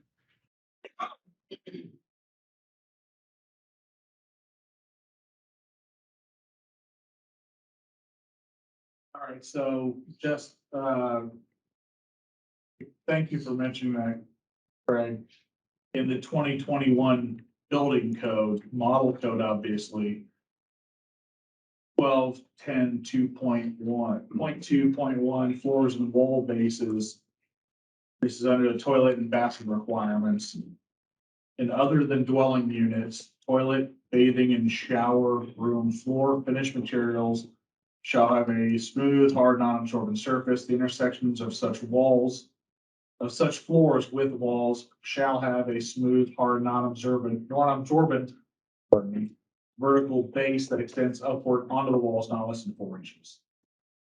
And then it gets into the walls and partitions. Yeah, walls and partitions within 2 feet of service sinks, urinals, and water closets shall have a smooth, hard, non-absorbent surface to a height of not less than 4 feet above the floor. Except for structural elements, the material used in such walls shall be of a type that is not adversely affected by moisture. And then there's a couple of exceptions.